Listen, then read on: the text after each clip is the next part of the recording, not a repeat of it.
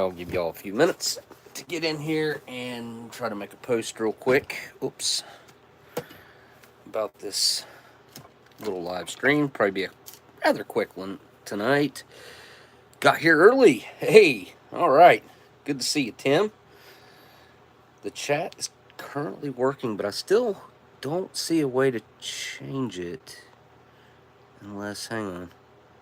Everything's different doing it vertically like this, but I do, or I did, like the results from doing it this way last week. So that's a little dirty. Cool. Well, it's probably salt from sweating. Make a quick post. And the camera angle thing, it kind of sucks because whenever we get that out, like, I don't know, it's roughly covering about half the space that it typically covers. Actually, it's less than that. And that's even with me turning the tray vertically so that we have the room to put the food out. And I do believe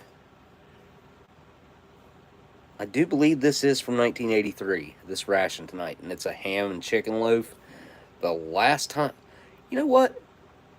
I'm not so sure. Maybe I've had one ham and chicken loaf, or is it the other way around? I don't know. Those loaves, I'm not a huge advocate for the loaves. A lot of people like them, and they just kind of are this. It reminds me of like prison food, because they just kind of jam food together into a loaf, and that's what you end up with. But the last one, what was it? We had a turkey loaf of some kind, didn't we? Or was it chicken and something? Chicken loaf? I thought it was supposed to be turkey. I don't know.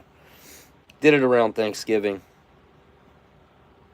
Try to make a quick post here. And tonight, we are having... Oh, there it is. Let's see, how do I turn the camera back around? This 1983 here. Let me do this.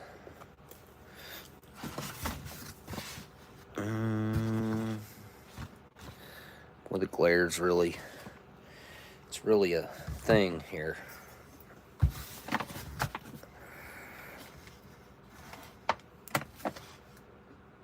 That's not too awful bad if it'll sit there for very long. Oh yeah, I need a picture. Ugh. I'm gonna have to change that up for a second just to get the picture here.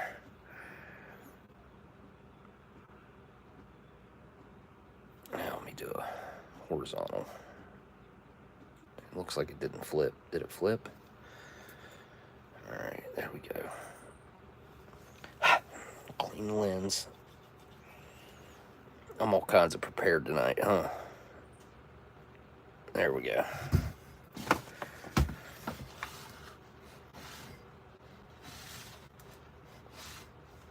I don't know, that's extremely legible right there, so you can read what it is. Alright. Let's go into YouTube. Well, maybe. Make a quick post while folks gather up here. Oh, cool.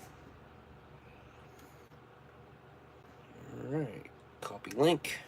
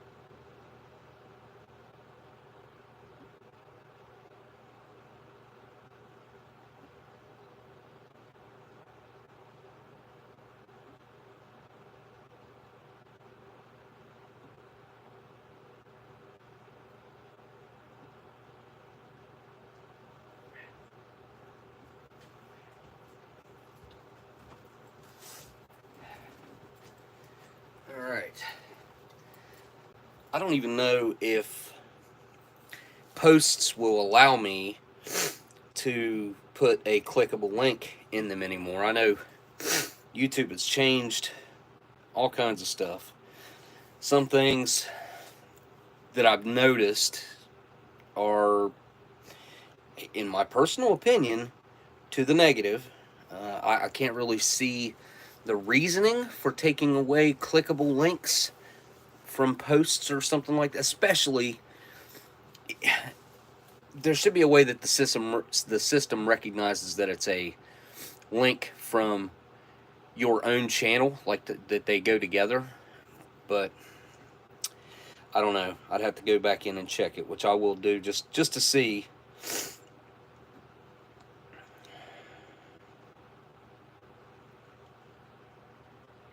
Because I don't know.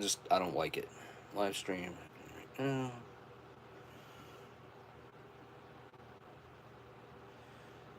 Chat. Cool. Post. Alright, I'm going to start this off. Not with this particular food right here, but I've got a box. Let me cut my home address off of it real quick.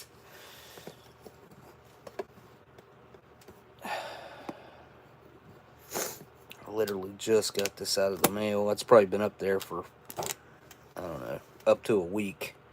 Been up there for a minute. Well, maybe I'll get this off of here.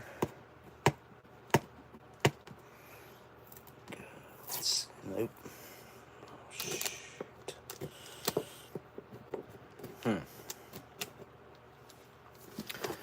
Alright, magic marker time. Let's see if I can mark it out. Nope. Not with that marker. Try this one. Let's say that highlights it more than anything. And I can just open it upside down, I guess. So that's what we'll do. Upside down. A 6x6x6 box. Let's see what's in here. I'm assuming that the only thing I had coming in the mail was one thing, so this should be it, unless it's something I didn't know about or something, which I guess could be possible. Let's check it out.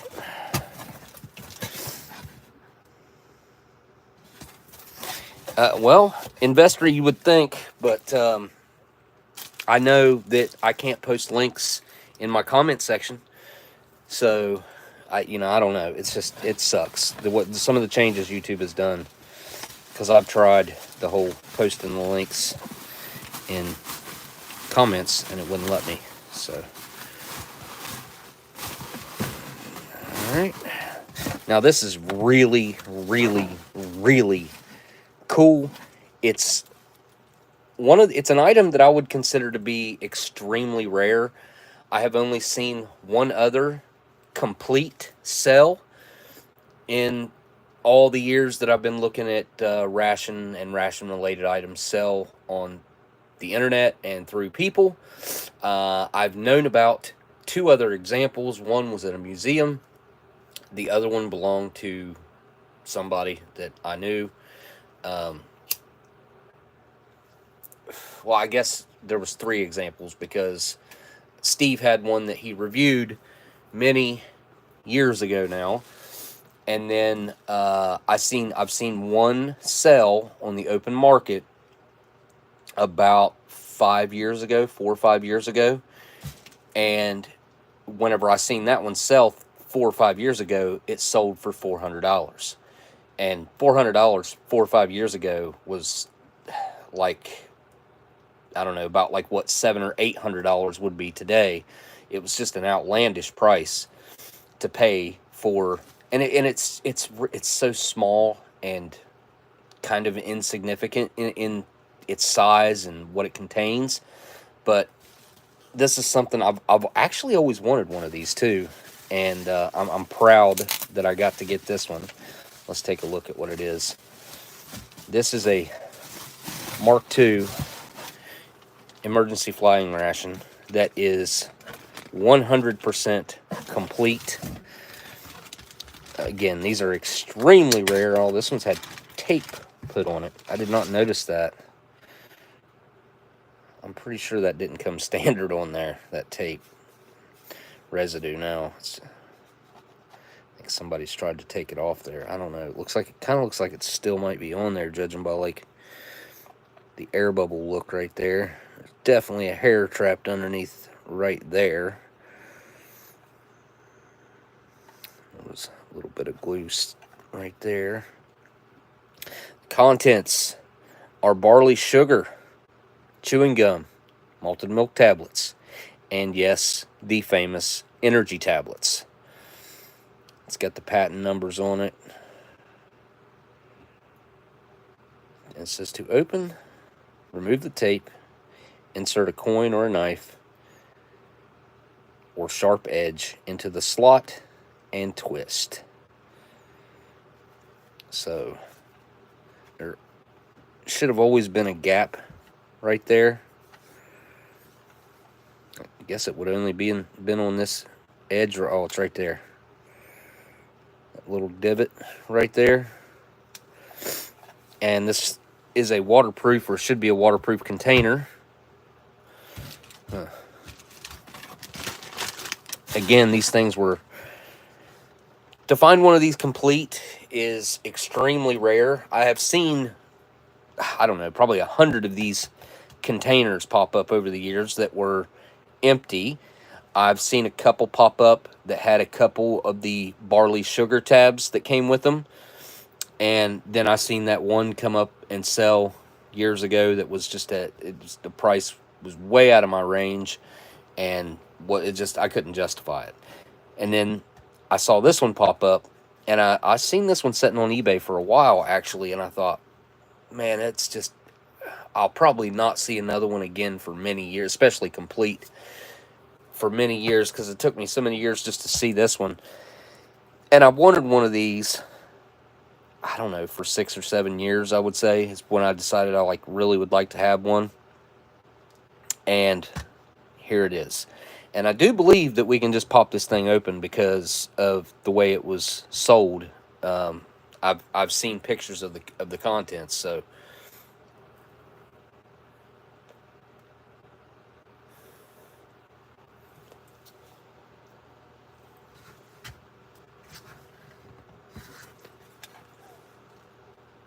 maybe. Yeah, okay. Lid pops off pretty easy. Oh, yeah. Look at that. That is awesome. Let me smell it.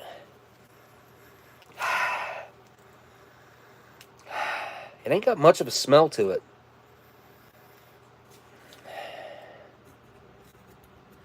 These little paper separators. We've had some meltage / leakage go on right there. And these are your malted milk tablets that are nice and wrapped in paper. Some little parchment paper. And under there, as you can see, let's take a look, because this better not have been tampered with, because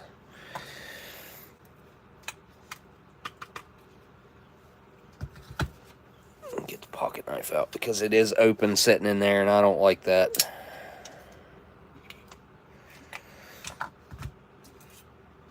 You've got to be kidding me.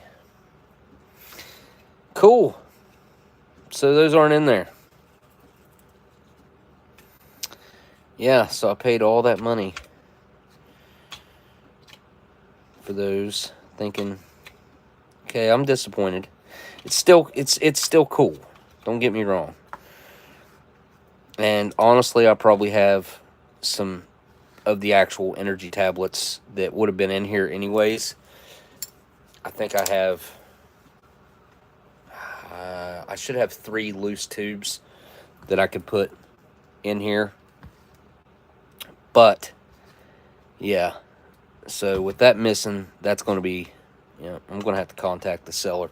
Anyways, that's still cool. Just kind of, I wanted to do some testing on that. Get one of those little shake kits to test the energy tablets and to see if they were still active or not. It seems like there should be another tube underneath this gum over here. I almost hate it's packed so tightly. There should have been 2 tubes, I'm pretty sure. It's been a long time since I looked at the contents of this.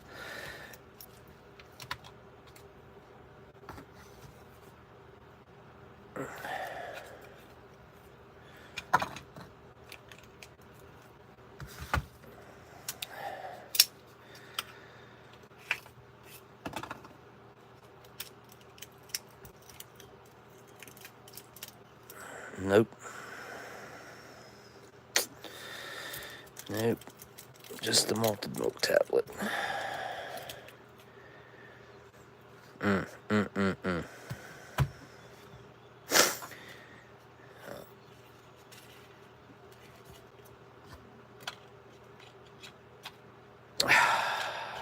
Yeah, that sucks.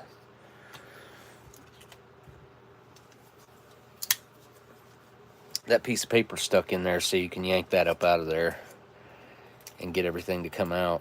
But it's got some melted sugar on it. Still a cool item, just not as cool as it should have been.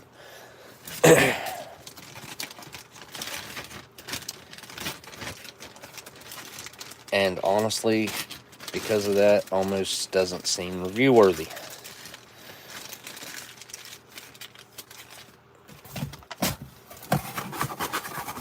All right.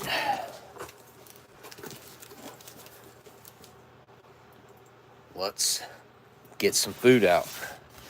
I've been starving, been hungry. I've not eaten since yesterday. I have been fasting a lot and doing pretty good, but I did eat food yesterday. So it hasn't quite been 24 hours. I ate last night. Can't remember what time it was. I think it was pretty late when I ate last night. We had the time change too, so I don't know.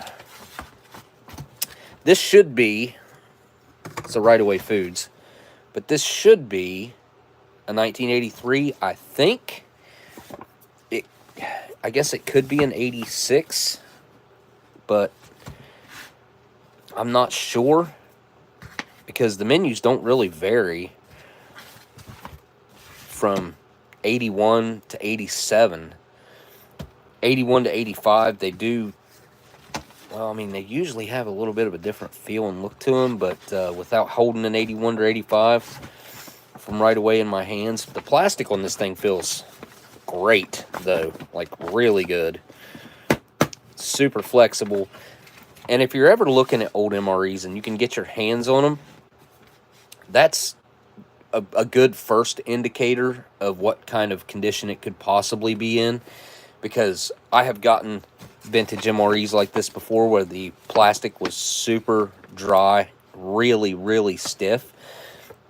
And it translates to the contents. The contents typically will have, if there's anything in there that could be heat stressed, because heat and moisture, like it sucks all the moisture out of the plastic. But this thing feels, I mean, it really does feel like perfect. Nice and flexible. It feels brand new. The plastic does. And that's not as common as you would think. Usually they have some really hard, I don't know, they just get really stiff and brittle over time. This one does not have that going on. This one is nice and flexible, like a malleable plastic. And this is menu number 2. Ham and chicken loaf. Of course, it's got accessory packet A. I think they all had accessory packet A except 2 menus. One had C and one had D, I believe. Or there might have been 2 that had D and one that had C. I can't think of any that had accessory packet B right off the, if there even was one. I'd have to go back and look, but I can't think of one. Hang on, get the dog in here.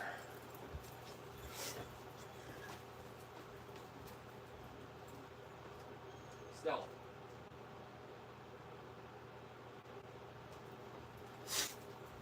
All right. I do hope this is a first generation, just because, well, mainly because of the crackers. The crackers from the first generation are mouth-watering. They're always so good. Does anybody know where or how I could get my hands on a 2024 MRE or 2? Because I would especially like to find menus that should have crackers in them to find out if they've actually done away with MRE crackers. And if they have, I'm going to be highly... Ouch. Okay, I just cut myself. Cool. Back of the freaking... And that, it's squared off right there, too. It just got my... I ain't going to... I'll get in trouble for that. Alright. Hang on a second. Be right back.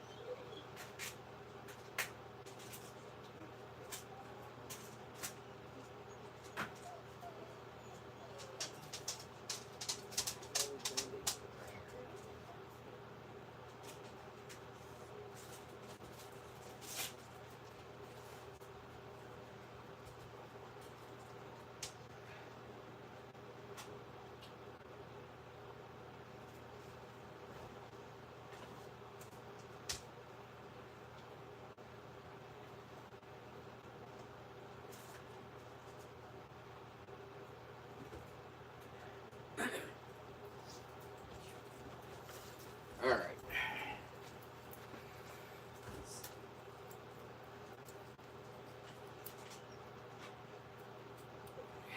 There we go. Well, that sucks.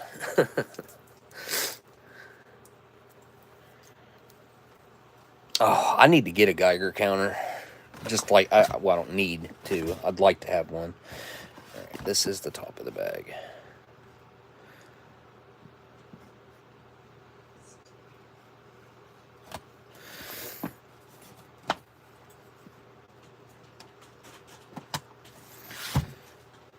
These things are razor sharp, obviously. I mean, it's a razor blade.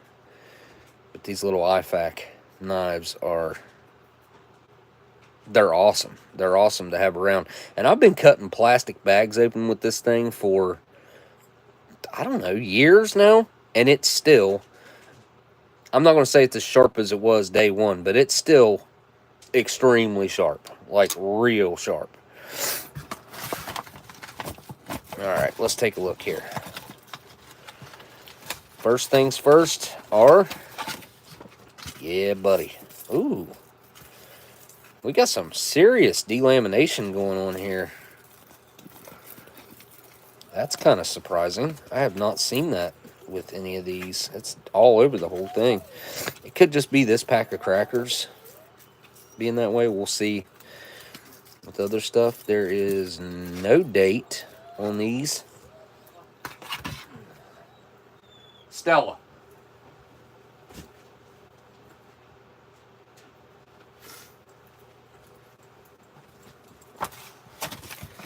We'll find something with a date on it. And that's what I thought this was. Oh, look at that. Yeah, buddy. These are not vacuum sealed though, so, but they feel good. Usually if they don't have the vacuum seal to them, they're not going to be any good. They're not going to have made it. These are made, see these innovative foods, any company other than Mountain House, usually, not usually, but those are usually the ones that you'd see issues with. But yeah, there's no vacuum seal to that whatsoever. And probably hasn't been from day one, or this would be ruined. But it still feels nice and crunchy in my fingers. There's no delamination going. Well, yeah, there is. Right here. Just a little bit on that corner.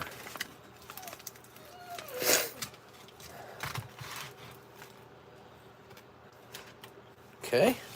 It's really rare to find the strawberries like that, too. And I don't have water boiling.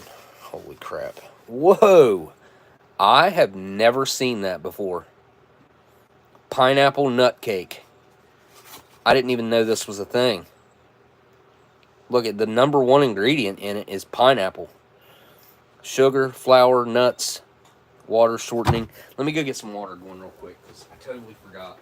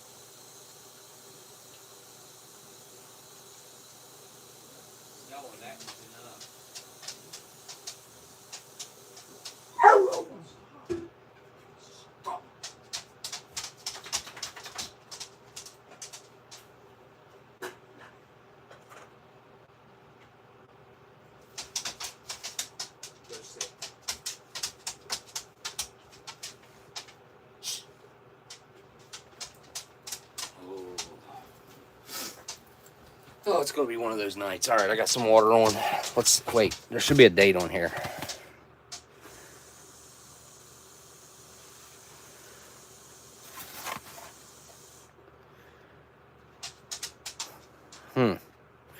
Looks like maybe 84. Looks like a 4192. I don't know, man. That's so weird. Like I said, I've never seen one of these before. So, pretty excited to get to try that. Hopefully, it's still good. The delamination is not a good sign, though.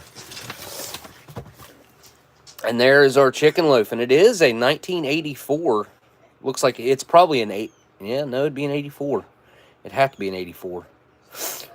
Packed by Land O' Frost Incorporated out of Lansing, Illinois. 5 ounces. It's really nice matte finish OD green box.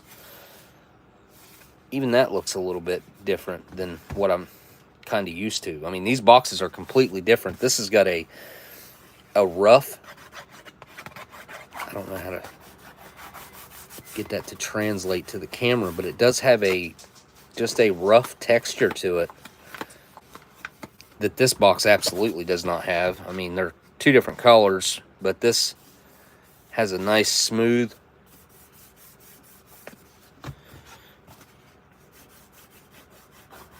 I don't know, totally textured versus a matte, like a soft matte finish. Okay, there's our spoon and our accessory packet. And that would be accessory packet A. This is feeling pretty squished. Hopefully there's no air in it, hopefully there was just no air in it from the very beginning, and we don't have a compromised situation going on there. What else? Should be something else in here. What else we got? Peanut butter. Yeah. Look at all the different colors of green. These are all 3 different. I mean, this is almost like a gray, but it's still an OD green in a sense. Peanut butter is certainly separated. All the liquid oil is down at the bottom. No delamination on the peanut butter, though. That's a good thing. Oh, I'll get into the chat here in just a minute.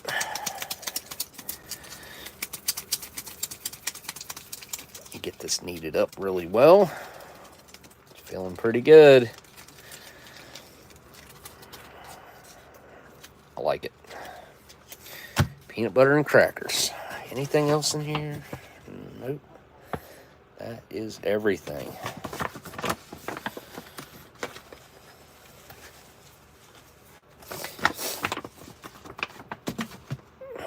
let's take a look at this accessory packet real quick.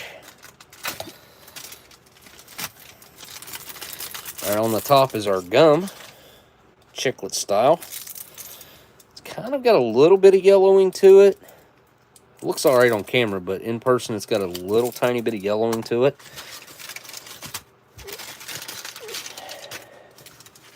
There's our sugar. It feels perfect. Our blue toilet paper. That was a pretty limited time that they used that blue toilet paper. I do believe it was only a year or two. I think it was 2 years. Might have been 3. I don't know. Creamer feels perfect. Dry, non-dairy. Cream. Oh, look at this. This is a rarity. Look at that. 2 packs of gum in one. That I have actually never seen that happen before. That is a first. I think I've seen it in a newer one, but I've never seen it out of a brown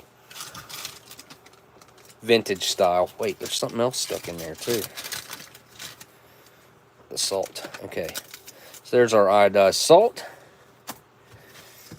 Here we got our coffee instant, 2.2 grams net with ascorbic acid that feels, I think it's okay. It's a little bit chunky actually, and I'm pretty sure this is supposed to be a fine powder. Right way. I guess that's an abbreviation for right way or right away. Maybe it's right away. Packing Company, Northfield, Minnesota. And we got, last but not least, is our pack of matches. Wait. Yeah, we got our butt ration right here. That's right. Okay.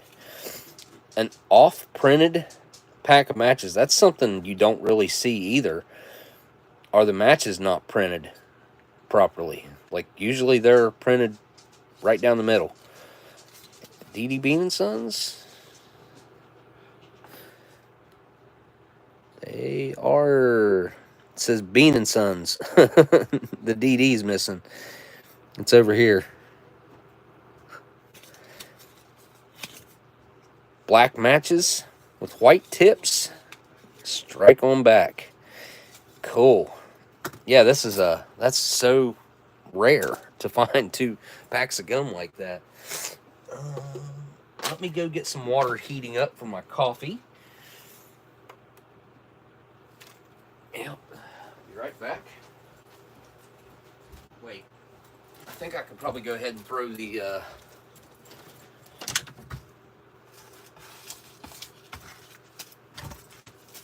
ham and chicken loaf in. Let's take a look at it real quick. Let me get my knife out.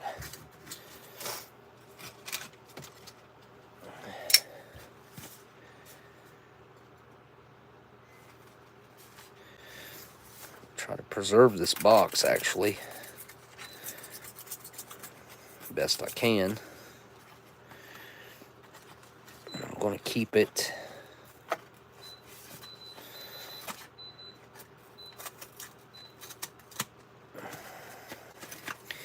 inside the original bag.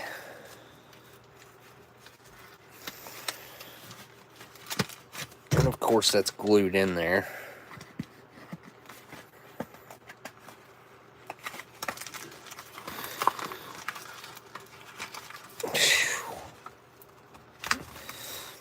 Man, oh man.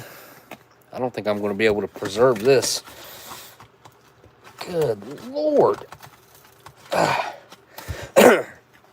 I have never encountered glue in one of these old MREs that's still as sticky. Oh, what the heck? Yeah, this box is not going to... I'm not going to be able to preserve it.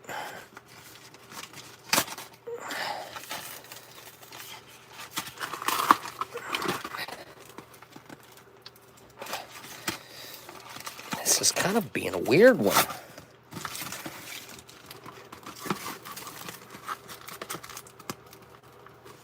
See how sticky it still is? Ugh.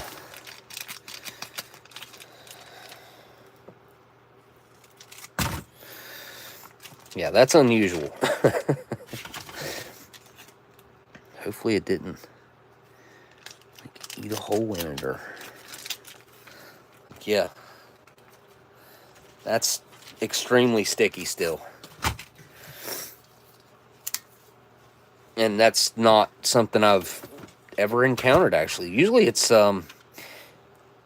either already broken away or it'll be like really dry and hard.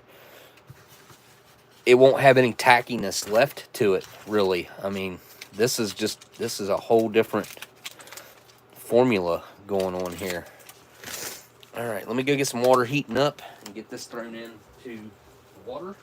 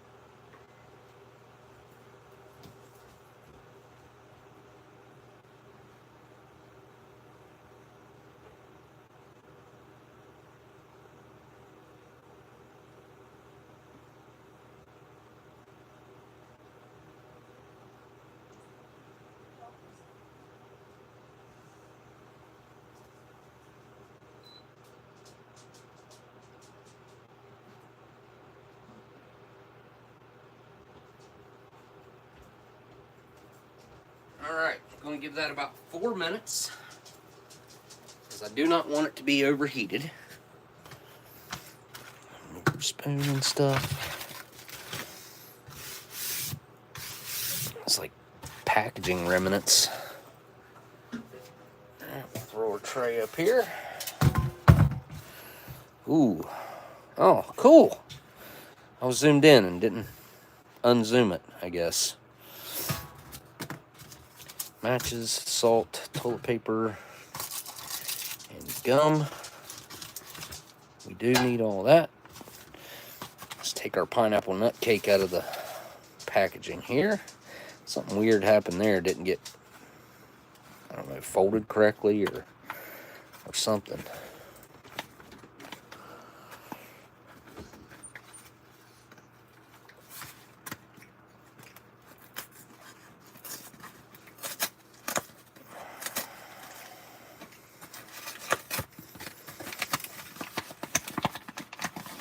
Is this one going to be the same way? It is. Nope. The box just ripped, but the glue is feeling pretty sticky in there. Yeah, look.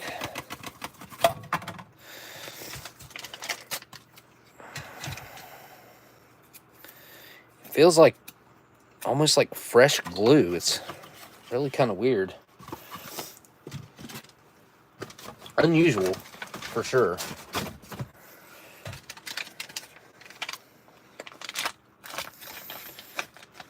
Part of the cake is above the fold there. I can feel it. Piece of box. It's printed right on there. Pineapple nut cake, 4192. So the 192nd day of 1984. So we're looking at more or less right at 40 years old. I think it's safe to call it 40 years old. There's our strawberries. I will open those last minute. Let's take a look at our crackers. Then I'll go get that out. Okay, we got a hiss. That's a good thing. Definitely a good thing. Wow, look at all the salt. They got that distinct malted barley scent going on. They're covered in, I'm pretty sure that's salt. That might be like flour. Let me put these there. We'll put those right there. Let me see. Let's see if that's salt. It is not. That is not salt. It's flour. Cool. If that was salt, that would be a lot of salt anyway. All right, let me go get that out of the boiling water.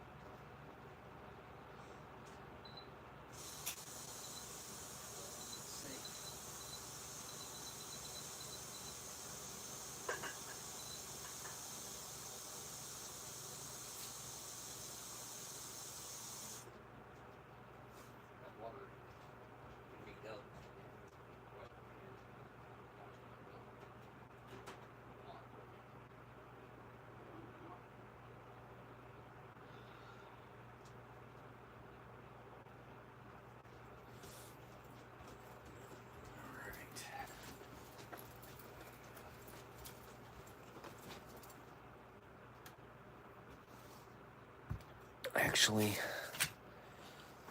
grab a towel real quick.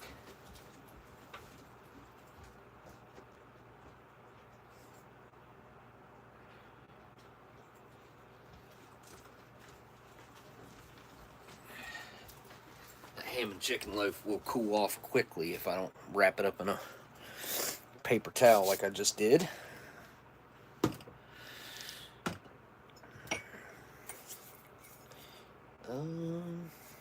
Coffee cup.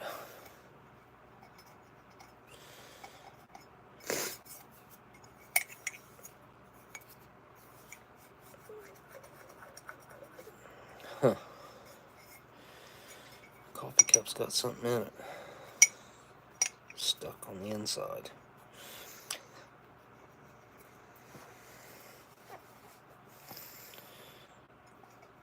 And it's got, see those stains in the bottom of it?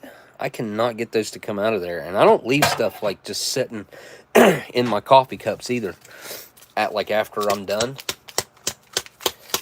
They get cleaned immediately, so I don't know what the deal with that is.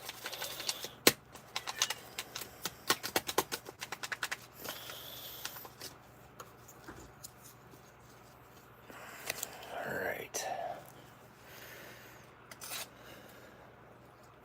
Homeworth Wildlife.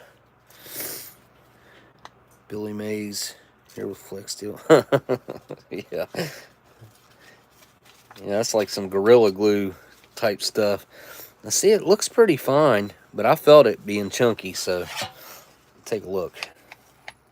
Yeah, it's got some chunk to it. But it's way finer than I thought it was going to be, the way versus how it felt. Yeah, it's not bad. Cool. Non-dairy creamer. Is it going to be any good? Probably. But I will tell you that if an MRE gets actually heat stressed, usually the creamer, it changes colors into a pretty dark. It can get dark yellow, but that looks perfect, and I will use it. Yes. I mean, I think most of the time the creamer should have a slight yellow tint to it. I've seen it bright bleached white as well, but having a slight yellow tint to it like that is also normal. It's just when it starts getting yellow, it's not good. It's not something you're going to want to consume. And there's our perfect looking sugar made by Amstar. Let's take a look. Yep. Now that's bleached white. Not much difference between that and the creamer, but there is definitely a difference. All right, set this stuff off to the side.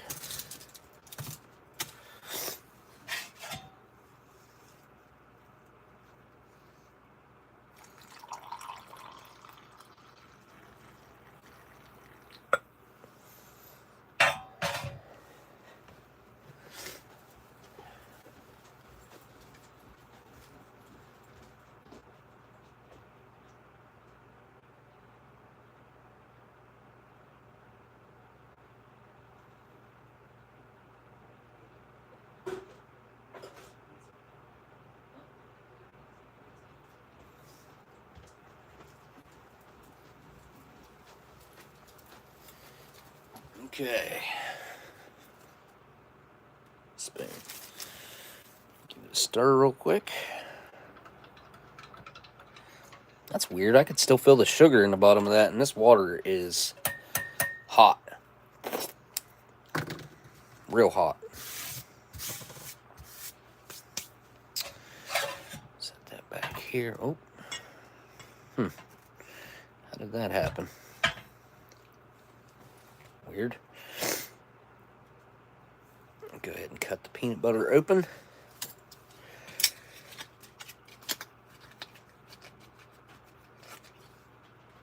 The smaller the hole, the more control. I could cut it a little bigger than what I should, probably. It's still pretty small. And now, where's my bowl? There it is.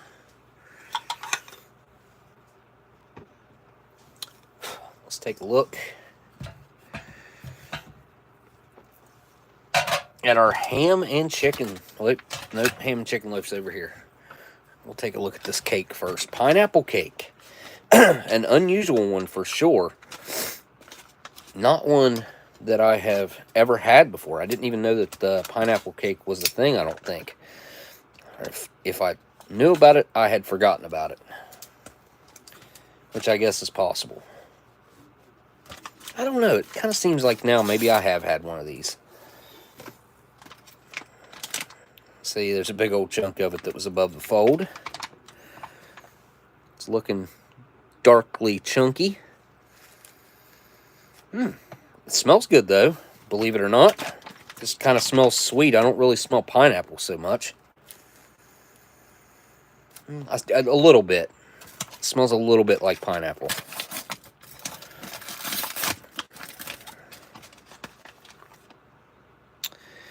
It's definitely not formed correctly, in my opinion. There's the small chunk. Set it up here by itself.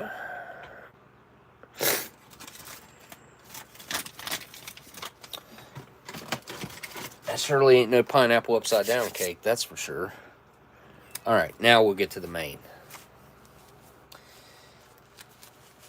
Ham and chicken loaf.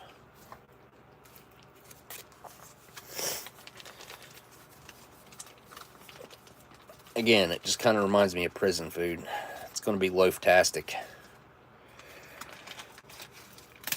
Oh, luckily that didn't squirt all over the place. Definitely delaminated. Whoa. Yeah. Okay. Well, it smells like probably exactly what you would think it smells like. If something could smell salty, this smells salty. Yeah. It smells like ham. It smells like preservatives.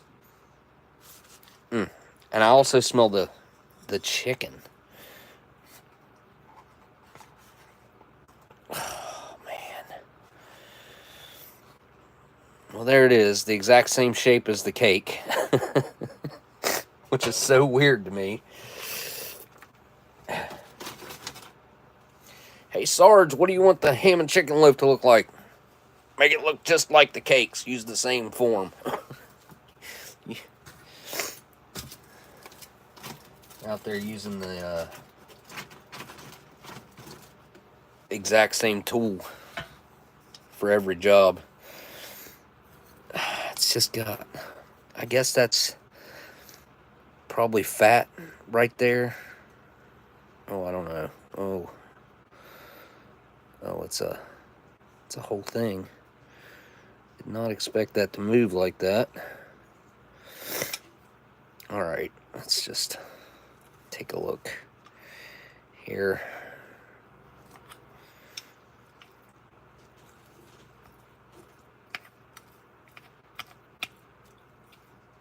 It's definitely got the ham going on in there, that's for sure.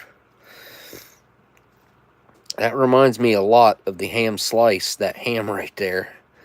I mean, it doesn't look overly processed or anything. Cat's in there about to get in a fight. I'm going to have to go throw it outside.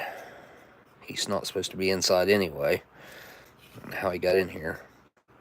All right. Flip it. Where's the flip it? Go. First bite, ham and chicken loaf. After kind of cutting it up a little bit. There it is.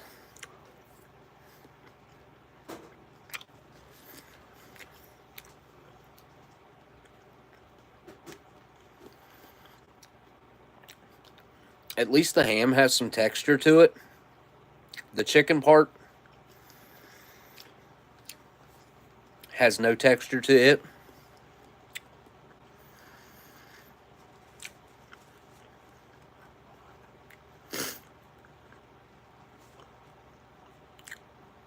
I kind of expected it to be saltier. It is salty, but it's not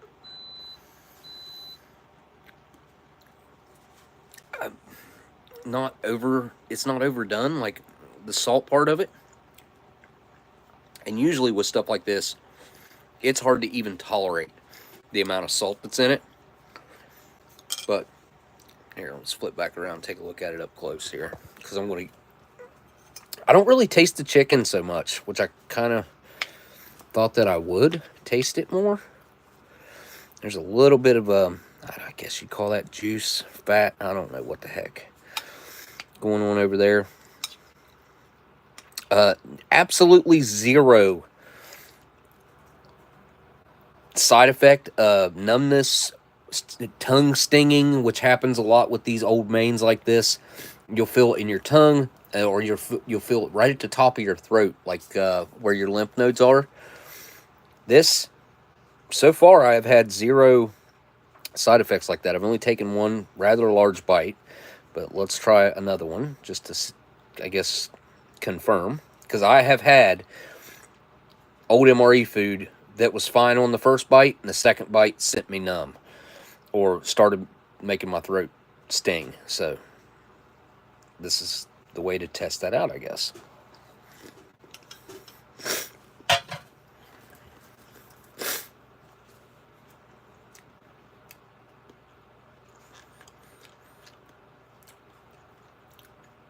You know, I didn't think I'd like that. Nowhere near as much as I do. It's actually quite enjoyable. And I think there are no score lines on these things.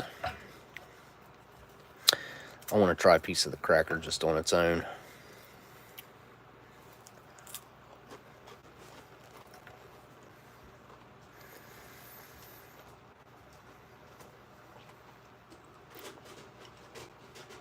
I mean, that's a really good, solid cracker right there. It's got a nice caramelization that's happened from the toasting. But I do believe that this is going to be the combination that knocks it out of the park right here.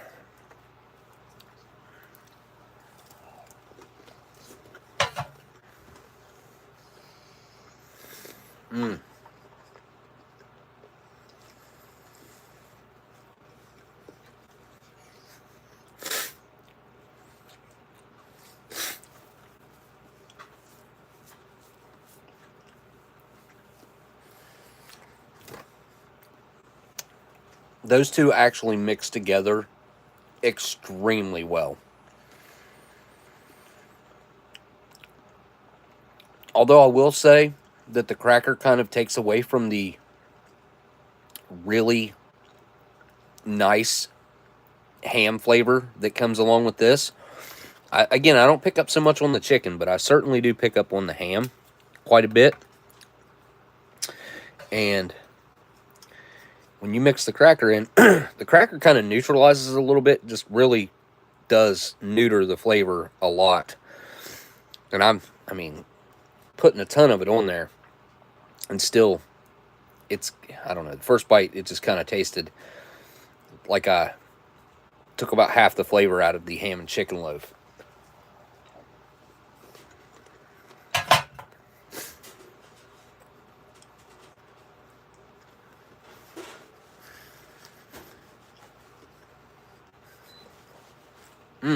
Cliff, I got a story about that. When I went to get my driver's license, the DMV lady that had to get in the car to do the test with me, and I don't know what she had going on, like, no offense or anything to her or whatever, but I had to roll all 4 of my windows down. It was fishy. It was, man, it was just, that's an experience like, I'll never forget that.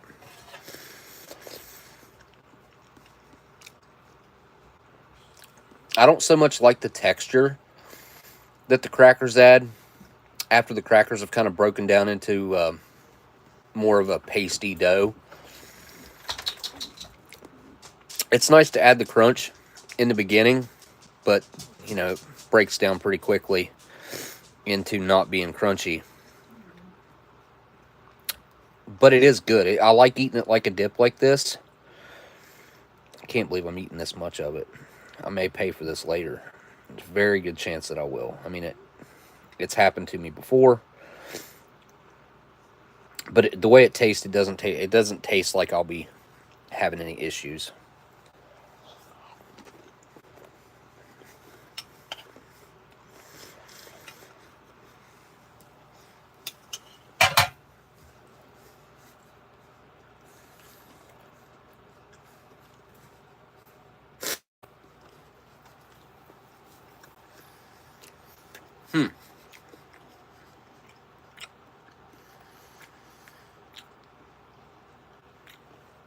I mean, I give the ham and chicken loaf 2 thumbs up.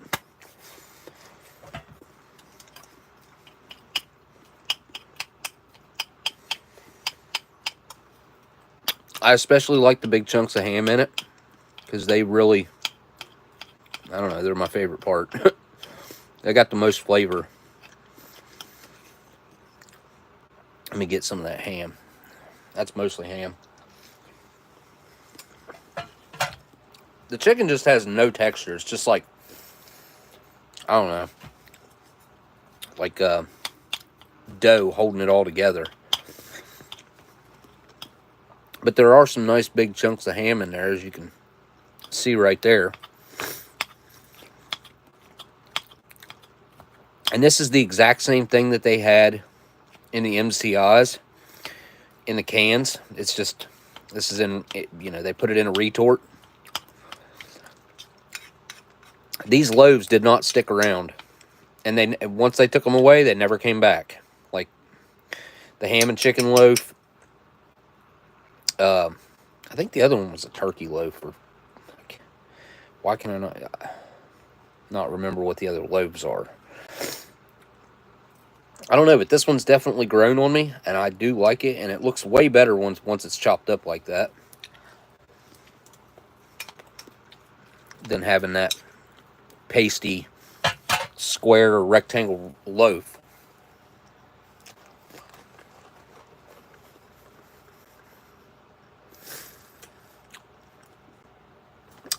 No, I'm from West Virginia.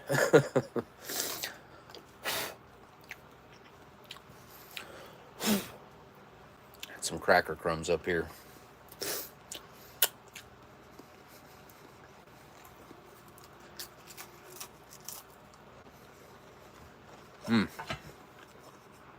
I'm going to eat more of this. Because once it cools down, it's going to suck. Right now, it's still pretty hot.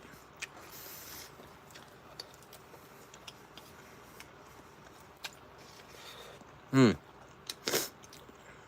actually just saw some of the chicken. Like, some of the granules of the chicken.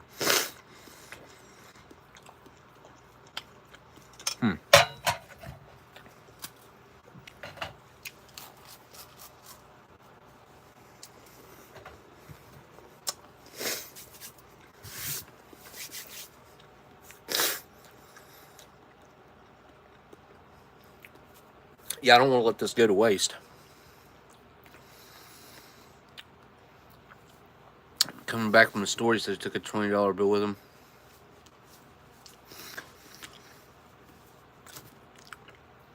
Fried gizzard. My Uncle Red used to love to eat gizzards. Gizzards and, what was it? Not kidneys, but liver. Liver and gizzards. The stuff that comes in turkeys that most people just take out and throw away. Nah, he wanted to eat that stuff.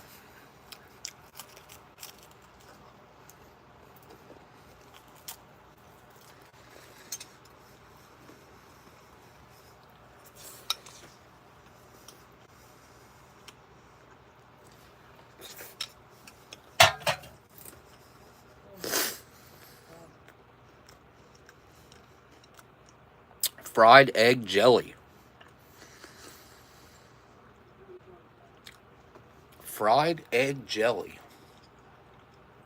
I've never even heard of that, Dale. Earnhardt Enjoyer.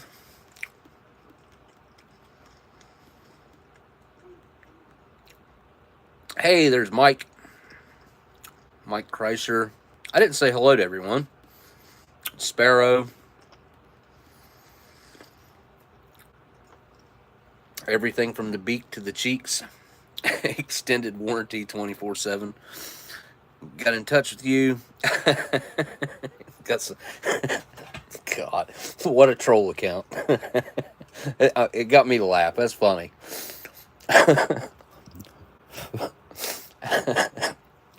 I've been meaning to speak with you about your car's extended warranty. All right.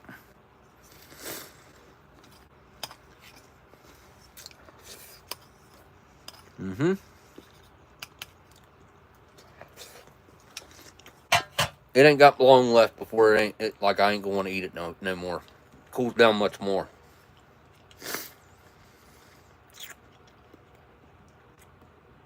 Mystical gotcha. Yeah. I would classify this food as being good. Just judging by the way it tastes, it hasn't really lost any of its flavor. And if I was to guess, I would say it's retained the mass majority of its nutritional value over the past 40 years.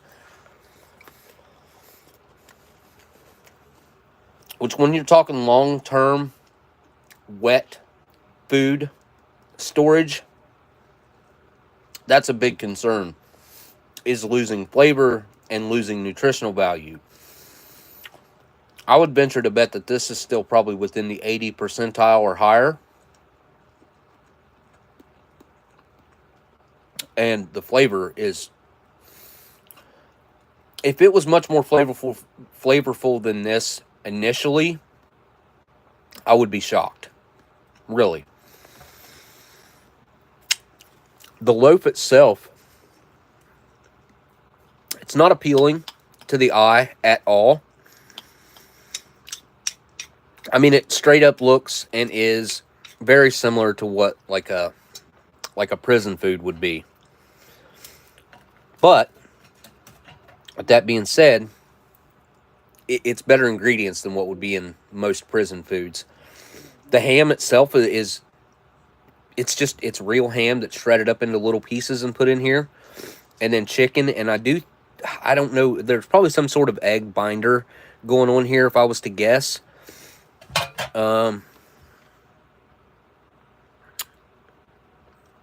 I'd have to look at the box and see. I had to rip it all to pieces. I don't think there was ingredients back in '84. I don't think it told us what was in the main, if I remember right now that I'm thinking about it. Let me get another bite.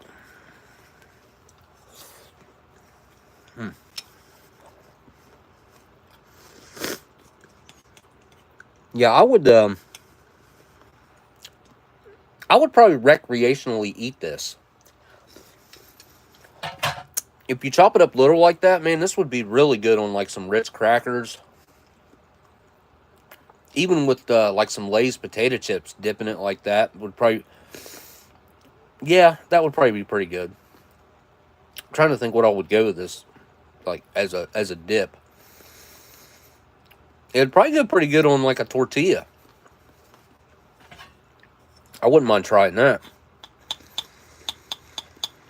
Like a plain flour tortilla. Sorry to talk with my mouth full here. All right, I'm gonna get a couple more bites down, or it'll just get wasted. Because once it cools down, reheating it's not an option.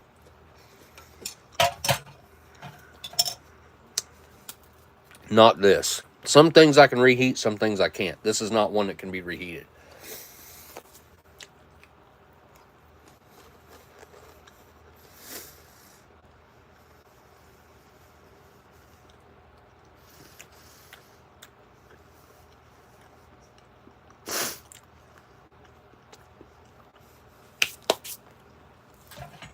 All right.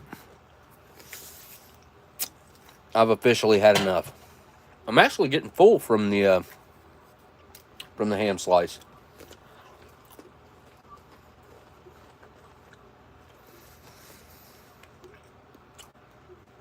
Everything else that's left is pretty much like a, well, I mean, I guess peanut butter and crackers isn't really like a dessert, but everything else is on the sweeter side. Too bad I ain't got no jelly. Come here, Brownie. Here, come here. Nope, chill out. Chill the freak out. Here. Say hello to everyone. This is my Brownie girl. Say hi. You smell that chicken loaf. Ham and chicken loaf. You wanting to steal that ham and chicken loaf? Huh? Huh? Huh? Yeah. Baby girl.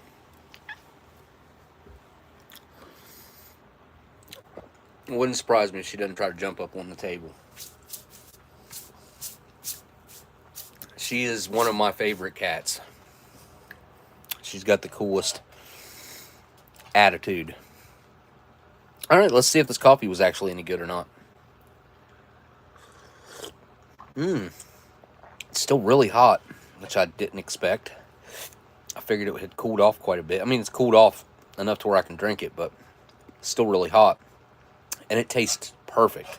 With it going chunky the way it did, I really thought maybe it had some water, some moisture damage. But no, this coffee is perfect.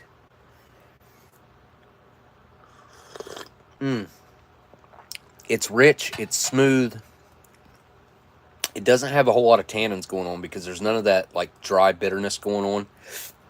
It's just a really nice, rich, and very smooth. It's got a robust flavor. As far as like coffee goes, it's not light in any sense of the word. If I could match this coffee, I'm telling you, I could get rich on coffee. Unless it's just me who has acquired a very stark taste for this type of coffee. I mean, anybody else who's probably ever tried it has acquired a taste for it. But I love this coffee. It really is. I venture to say, I mean, I wouldn't say it's my exact favorite, but it's one of my favorites. There are some coffees out there that are up to this caliber. I wouldn't say, it's hard for me to say one's better than the other because I like them equally. But I love this coffee. I love it. It's peanut butter time. Let's take a look. Make sure this peanut butter is looking all right. Which, I mean, 99.9999999% chance that it's going to be fine. I've only encountered a bad peanut butter one time, which I'm still shocked about. Look how nice and smooth, natural, not fake, not fillers, not any of that crap that they're trying to shove down our gullets today. This is just purely natural peanut butter that would cost you about double what that fake crappy crap peanut butter. This is just a natural, probably organic even, from back in '84, I'll bet. Peanut butter. Nice and smooth down the hatch.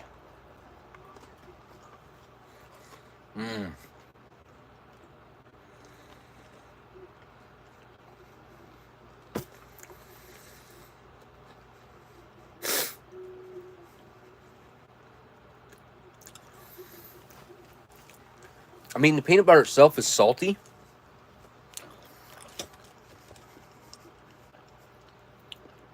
And then when you mix it with the slightly salty MRE crackers, it kind of really enhances the salt of the cracker and becomes really salty. A lot of times, like, I like to have a jelly to balance it out, but the peanut butter itself is just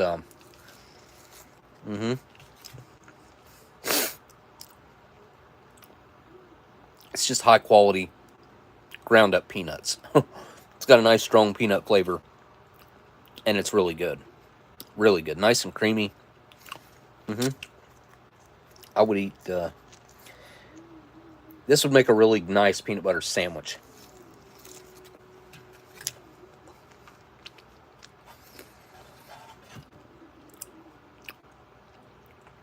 Coffee probably wash it down fairly well.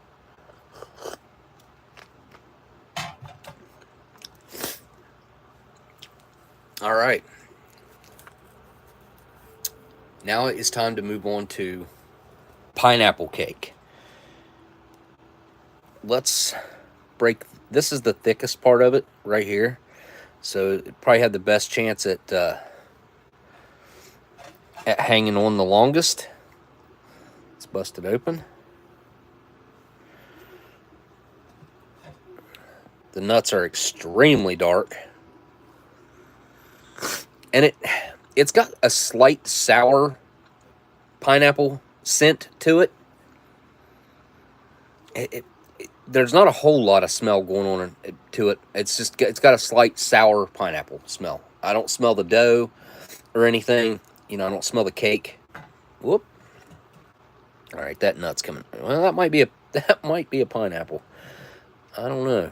Might be a chunk of fruit right there, because it's not really looking like a nut. I don't know. I'll give it a try. I'm going to eat that piece. I guess I could peel it out of there and see. That looks like it might be. I mean, it's kind of got to be a pineapple, right? All right, I'm going to try it. Here we go. Ooh.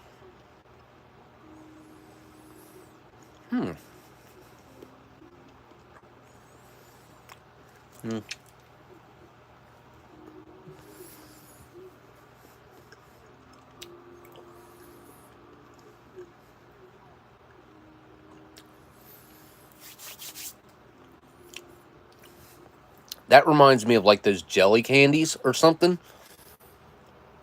It doesn't taste like natural fruit. It's really kind of weird. It's coated my entire mouth with like that fat film coating in my mouth. That's usually a bad sign. The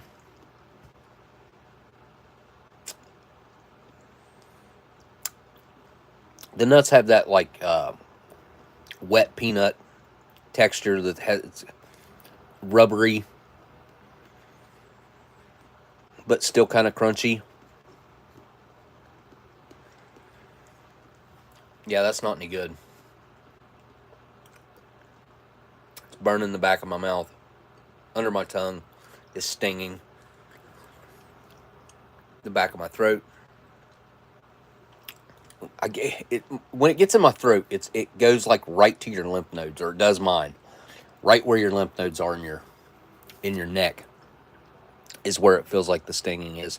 It's still got a nice, like almost like a decent flavor to it. Lightly sweet. It took a minute for the side effects to really start hitting me. I mean, they're really hitting me now. Like that dry mouth weirdness that you get when peanuts have went rancid. This cake, unfortunately, dang man, I really wanted this to be good too. And that's the thickest part of it. If there was going to be a part that was good, maybe it was just that chunk of fruit that had went bad. I'm going to try another bite just to make sure.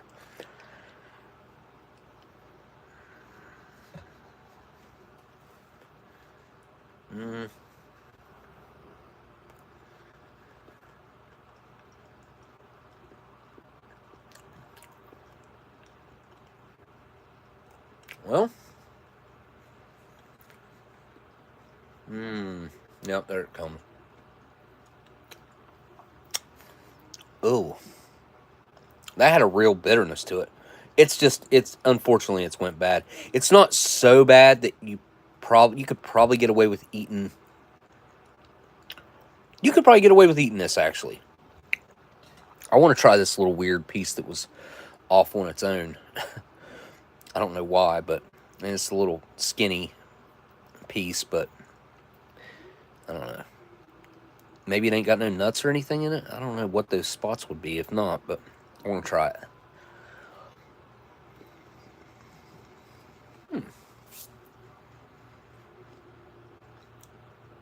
It's actually really fruity. I don't feel any nuts in it either.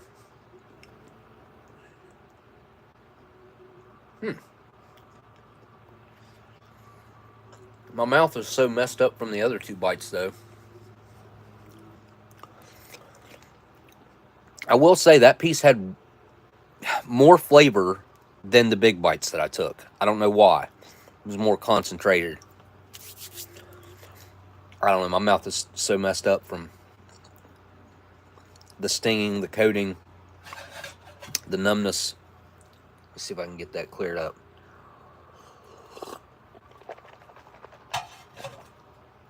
Hey, LC's here. Good to see you, LC. Cliff, Spicy Tuna Rolls, Renee. We got to get your account fixed. Investory, hello, hello.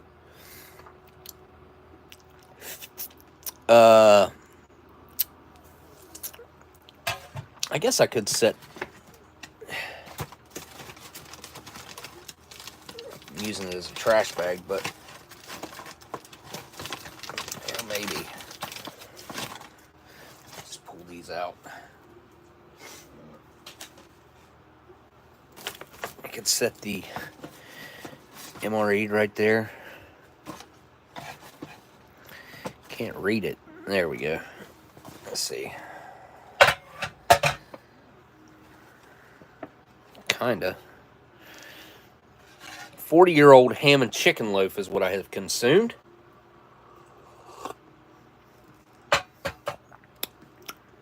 Man, that coating is thick in my mouth. Let me try this. Now that I've kind of got it. Now I'll try it here in a minute. I'm going to try the strawberries first.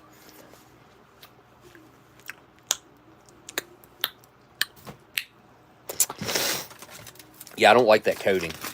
Not even a little bit. Break out the knife. Let's see how well these 40-year-old strawberries have held up. Being freeze-dried, but again, with it not having the proper seal, maybe they feel like they're okay. They do. But it's possible that they're not. Go. Oh, look at that. Perfection. It's broken, but still. Look at that.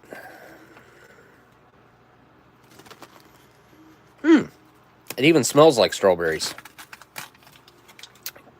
Got to kind of cover it up so that the moisture doesn't get to it. Give that a look. You can see the outline of the strawberry right there. Flip it over. Some of the seeds. It's like it might have some sort of like strawberry juice holding it all together. It's making my mouth water, that's for sure. I mean, that weighs nothing, obviously. Nice and freeze-dried. Let's see if they freeze-dried nice, sweet strawberries or not. All right, here we go.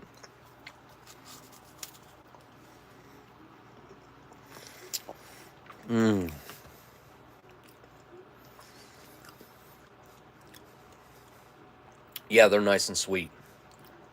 Fresh, fruity, tangy. Perfect. Absolutely perfect. All right, I've got to try. I've actually never done this, so let's put a little bit of peanut butter on here.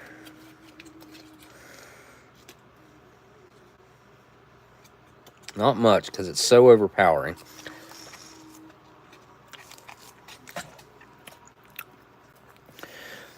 Take a piece of this strawberry here.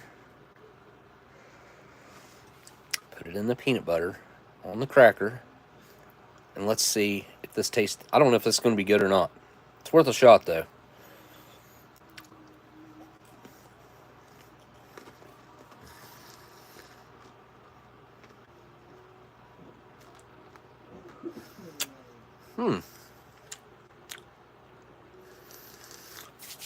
How long are MREs supposed to last?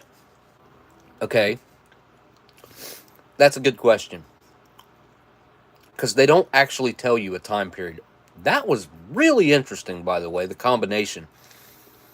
The salty peanut butter really done something that I didn't expect with that, and really kind of gave it this, I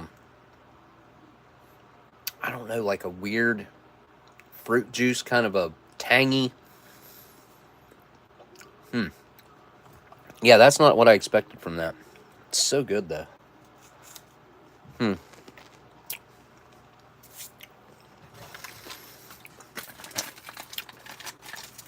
don't want the rest of it to get ruined by the air.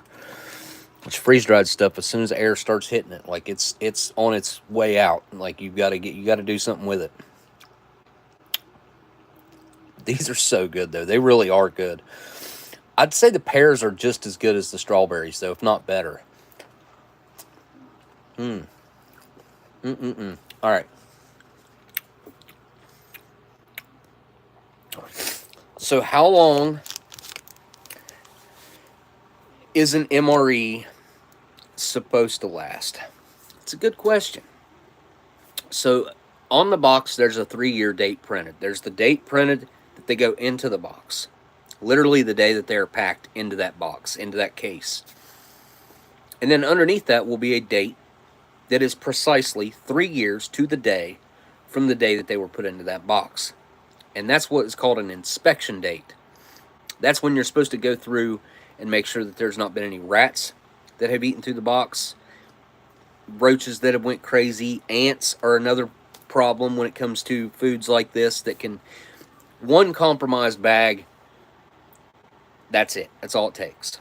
One bag with a pinhole in it that a bug can get through can start a chain reaction like you've never seen before. So that's not an expiration date. That is not a Best By date.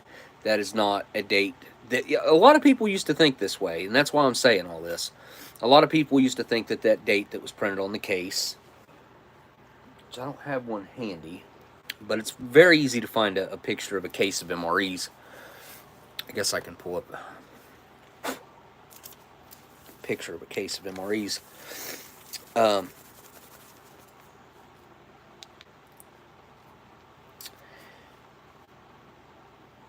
But there's a date printed on there, and that's not your Best By date. I would have to say it's not a simple answer. How long will an MRE last, or how long is it supposed to last? Because there's so many different variables. The main one being, how was it stored, or how are you storing it? If you're just going to store it out in your shed, and you live, well, anywhere in America outside of like maybe Alaska, you could get by with doing that maybe. But if you're just going to store it out in your shed and you live in Ohio or West Virginia or Florida or Texas or anywhere like that, and you've got it out there in the shed, it's not necessarily going to make them go bad immediately or anything like that. It's just, it's going to make them age much more rapidly. It's going to make certain items melt and then, you know, reform and melt and reform. Stored properly, an MRE, especially the old ones, can last. What we're finding out, well, that right there is an example of a 1984, which is a first generation MRE. If I was to go and find some of the best stored 1980 MCIs, the previous version, that were in cans, because they were in cans, 99% chance it's not going to be edible, or it's not going to be palatable. Might be edible, but you're not going to want to eat it, just because of what the cans do to the food. Cans are fine for a short period of time. And when I say a short period of time, I'm going to say like 5 to 7 years. But even in 5 to 7 years, if you store them in your pantry at 55 to 60 degrees, you're still going to notice a pretty stark difference between that and a fresh one. There's going to be changes that happen. There's going to be seepage. There's going to be contamination of the flavor by the can. MREs can last a very long time. They're pumped full of preservatives, but really, they're not as bad as the food that we're eating every day now. The reason that MREs last as long as they do is because of the packaging.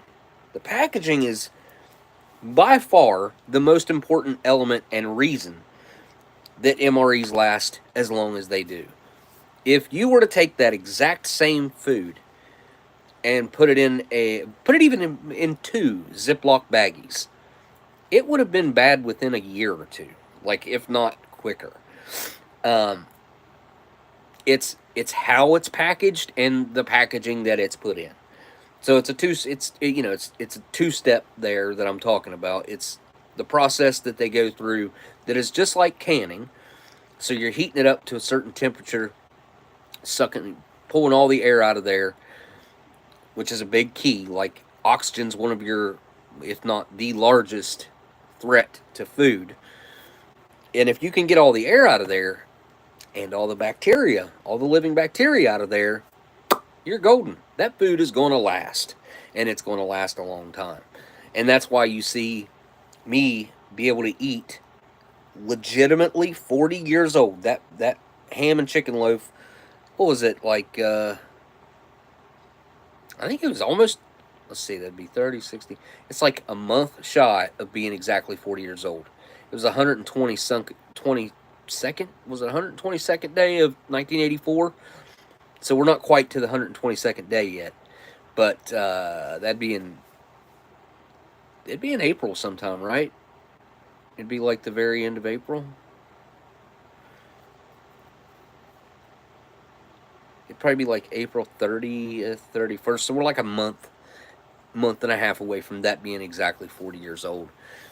And again, that's something that is, to me, it still blows my mind every time I get to consume something that's pretty much as old as I am.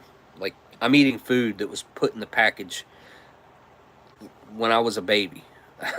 Sometimes I eat stuff that's twice as old as me. I've eaten things that were 3 times as old as me. And I've eaten things that were even a little bit older than that.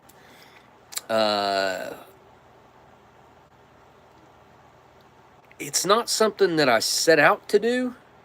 It's just something I've learned over time that is a possibility, and pushing those limits and finding these items that are still edible is, in my personal opinion, is important to know. Like, how long does particular types of food last? How long does coffee in a jar last as long as it's left there unopened, like instant coffee? How long brew coffee? How long is it viable sitting in a sealed container that's never been opened? Is that something that can hang on for 40, 50 years if it's stored in up in your cabinet or whatever?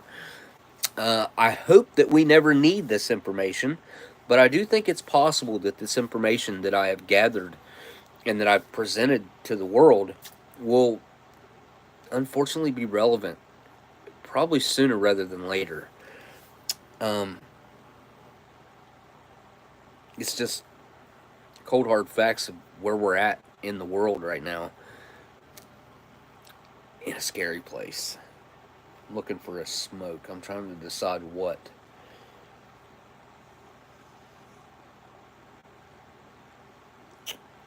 You know what I haven't had in a long time? I don't even know where they're at. I have not had one of these camels right here. I think it's been a good while. It seems like it's been a good while. Then again, maybe it's been like a month or two since I had one of these. But we got quite a few of these left, so I want one. Yeah. There's what?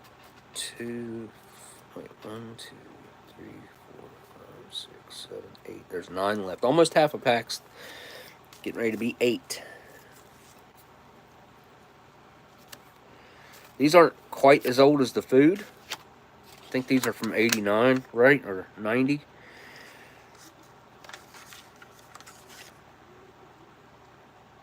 Oh, no, these are 98. 98. So these are much younger than the food. These are... let's see, 98. 24, 25, 26. 26 years old. And that date on there, I don't know if that's the date that they were made or the date that they, like their Best By date.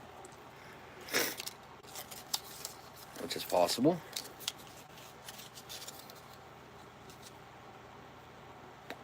$26-year-old camel. This is a light too, I do believe. Yeah, camel light. Filter. Kind of prefer a non-filter, but it's got a really nice smooth flavor on the dry hit.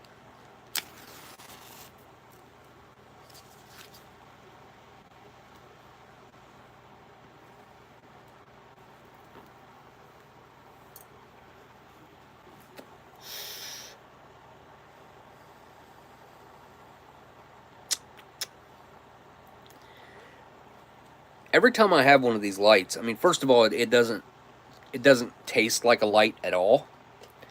And I don't know if that's just because of the age or because they were just that much better in 89. I wasn't smoking back in 89, so I couldn't tell you. Wait, 98. Wait a minute, I might have been smoking in 98. Ooh.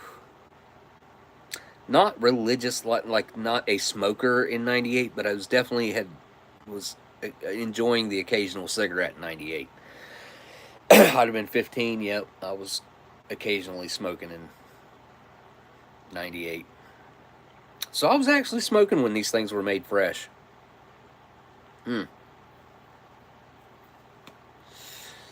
But I didn't like camels. I never liked... The only thing I smoked back then, camel-wise, is Camel Wads. I would smoke the occasional pack of Camel Wads. I was never a big Camel Wad smoker, though. I would get a pack, and I would, like, space them out over a 2-week period. And I'd smoke one, I don't know, every day, every other day. Just, like, one a day, maybe. Because Camel Wads, whenever you get down to, like, that far, the filter, something happens to the filter and it starts to crush. And, like, you know how, like, if you hotbox, if anybody who's ever smoked, hotbox a cigarette, how the filter will collapse? That's what Camel Wads do when you get down to, like, I don't know, you smoked a little over half of it. I'm just not a huge fan of the Camel Wads. I have a pack of them around here somewhere. I don't know, they still make those? I don't know if they still make those. Born in 96, never smoked. Well, good for you. Please don't ever pick it up. It's not a good thing to pick up. I'm currently trying to quit. I'm always trying to quit. Thoughts on the upcoming eclipse? Yeah, I'm glad you said that. I would like to bring up topics that interest you guys right now because I'm always just talking. Like I'm just talking something that interests me or something that enters my head. You guys bring up the topics. So the upcoming eclipse, there's a lot of interesting already, and we're a month out, like just a little under a month out. I think it's April what 14th. I think that's when it's or 15th, something like that. That it's happening.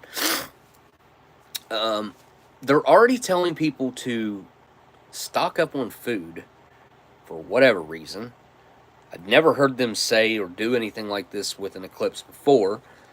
And I'll tell you, I find it very odd.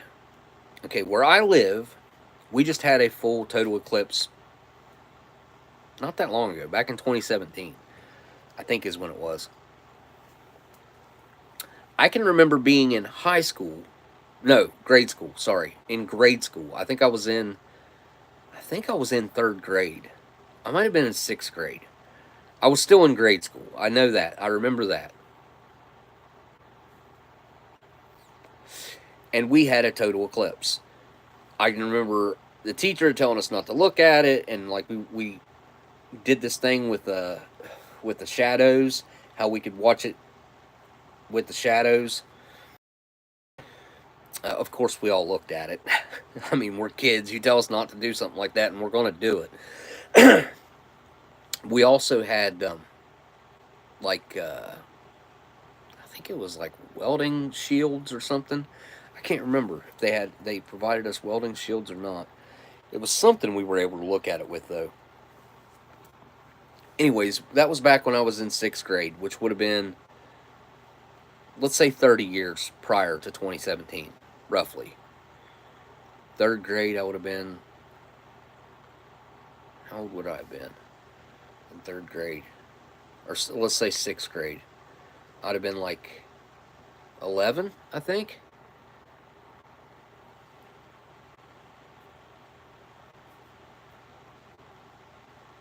I'd have been 10 or 11 years old. Let's just say I was 10 years old in 6th grade, because I graduated when I was 17 in 2000. 7 years prior to that. I'd have probably been about 10 years old, maybe 11. But they told us then, like, we won't see another eclipse like that for 30 years, roughly, I think is what they said. Or maybe it was 25 years. Let's see, back in 2017, which would have been 4, 5, 6, that'd have been 7 years ago. I'd have been 35 years old back then. Should have put it at a 25-year cycle. Anyways, my point being, we just had one in 17. Now we're having one again. That's weird to me. Like, to me, that seems weird that we're having one back-to-back like that. It seems pretty close to back-to-back. You know, that's not much time. McDonald's gave out glasses that year. We were in middle school. What do you remember what year that was? 6th grade would have been like 93 for me, I believe. 92 or 93, something like that. LC teach them gun safety on age same as you do with the stove. Having a gun is being unprepared and lowers your chances of survival. You know, I mean, that's true for sure when it comes to being prepared. I feel like every person should have one. That's just my thoughts on it. I feel like everybody should have at least one, if not multiple. You know, depending on how you feel about it. I mean, I do feel like everybody should be trained to a certain extent. It should just be part of the education. It should just be part of education. Yeah, so Flaws says I'm always going to prep for a rainy day. You know, I never set out to prep or be prepared for anything, especially whenever I first started doing this stuff and making videos and stuff, like that was never part of I always thought of the history of it. I enjoy MREs just in general. They're like a little Christmas present every time you open it up, especially if you don't research it first. You just get surprised by whatever's inside, which, you know, that's awesome. I love that aspect of it. It's fun. It's a food surprise every time you get to open one up, as long, again, if you don't research it first, because there's tons of research you can do. K-Man, which comes on my live streams all the time, one of my good buddies, created MREinfo.com, which is where you'll find a lot of that information about MREs. If you go Googling it, you're probably going to end up on MREinfo.com, and that's going to have information on every single MRE up to, they're constantly being changed and added to, but I think they probably got 23s up by now. I would say 2023s. If not, they definitely got 22s up.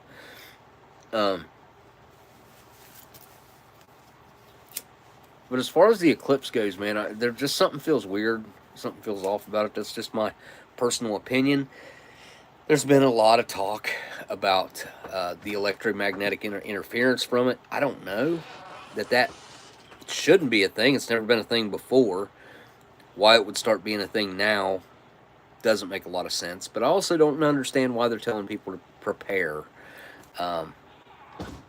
The last time we had an eclipse, we had a big influx of people as well. I remember the 2017 one.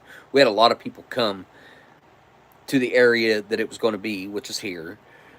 And it's just, there was no advisement to prepare beforehand or anything like that.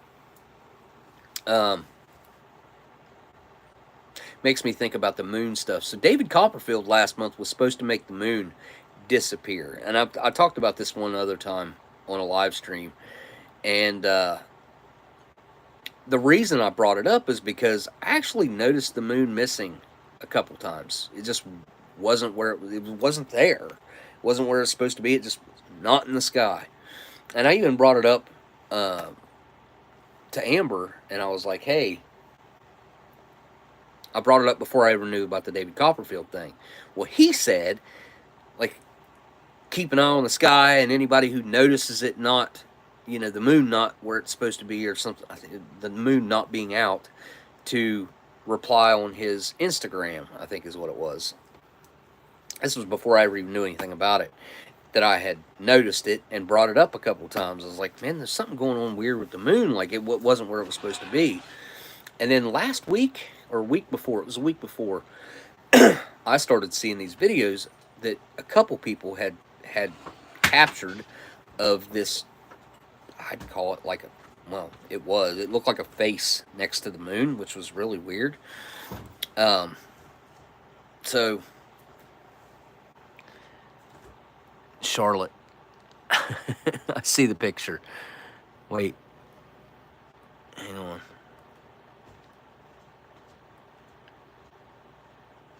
Oh, there'd been a bunch of messages deleted. Okay, I don't know what happened there. How much should I?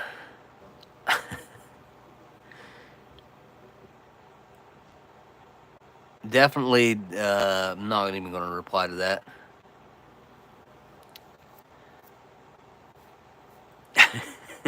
This is Renee. Try to watch Lock Up. Gives you a decent perspective of what jail life is. I mean, if you really wanted to know what jail life was like, that's number one, something you can't experience through a screen. You can get other people's perspective and ideas. I don't know where that came up from, but it's a topic that we could talk about for a second. And there's tons of video out there. I mean, even now, from inside jails everywhere. Guys have, like, cooking videos, how they cook with ramen noodles, and I don't know what else they use. They use all kinds of crazy stuff to make candy with, and I don't know. I've seen that stuff floating around on the internet now for about 5 years. It seems like the corrections facilities have just somewhat given up on trying to get all the cell phones out of there, because it's became such a predominant issue, and like they can't stop them all. It seems like because they're everywhere. Like the prison and jail videos are everywhere.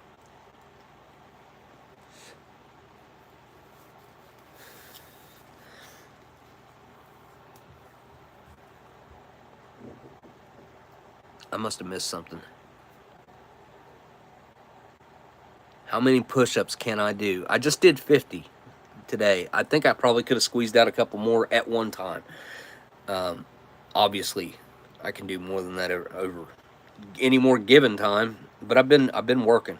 I've been working trying to build myself up because I had an accident years ago where it affected my health. I had my leg maimed pretty bad, halfway up. It kind of ripped it off. I still have it. I still have my leg, but it was a long journey after that, and I'm still not recovered. Like, I'll never probably fully recover from that. It's been 7 years now. 7 years. 18, 19, 20, 21, 22, 23. 8 years. It's been 8 years. April 30th will be 8 years since my accident at work. That's a weird question, but I don't care to answer it. Ghostly Grim. Let me see what else that you asked.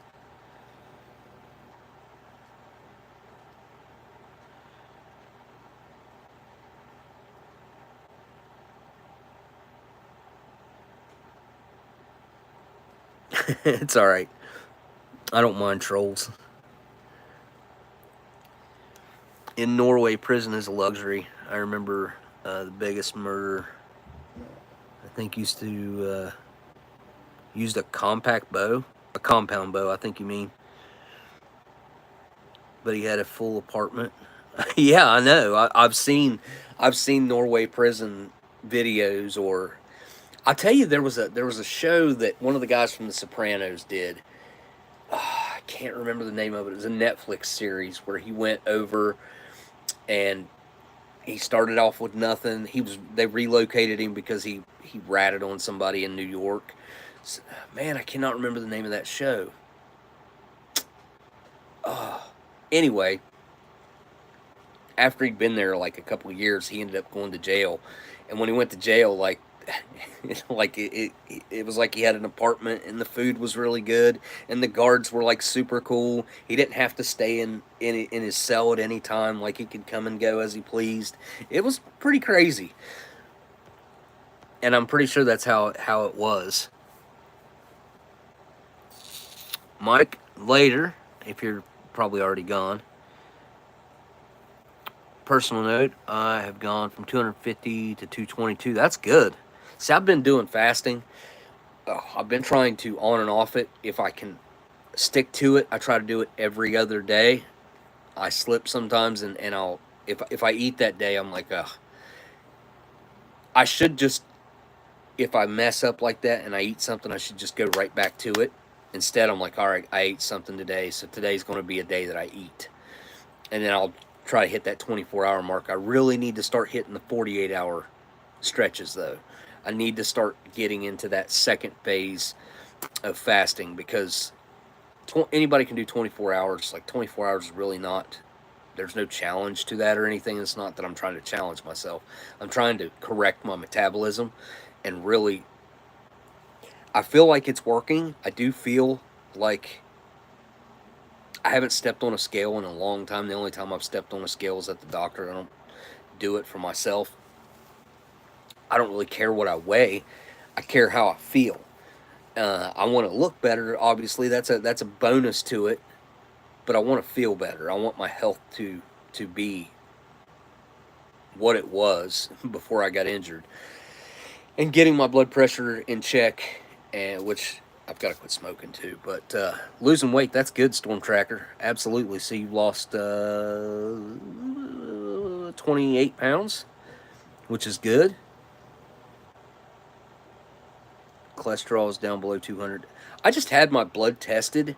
I could go grab the paperwork but I talked to my doctor about it, and she said everything on my test was good, which is not what I expected. I expected some things to be out of whack, especially the way I was feeling at the time. But I have been doing this correction, these correcting moves for a while now, and I can definitely tell in the way that I feel, the way I get around, my flexibility. I'm trying to work on my flexibility as well, because I feel like that's something that's extremely important.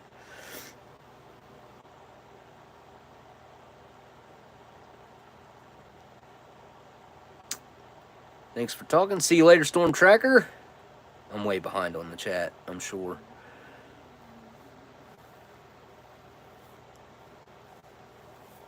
Bluefin, did you get your identity crisis resolved? Yesterday you thought you were Cliff. I was concerned. No comment.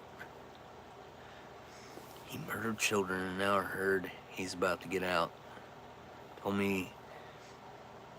Told me about it because he's living there for 20 years now.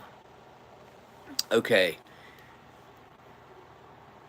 First of all, I feel like when there's a case like that and the person, like, there's no question at all. Like, I don't think it's okay to put someone down if you're not 100% sure that they done it. But when it comes to people that you're like, they've admitted it, they were caught red-handed, they definitely did these unspeakable acts that we're talking about there. Why waste the money on these people? I do think they should probably have to suffer for a set amount of time. But after that, like, why are we wasting our money? And they should definitely not be allowed to roam free again. Absolutely not.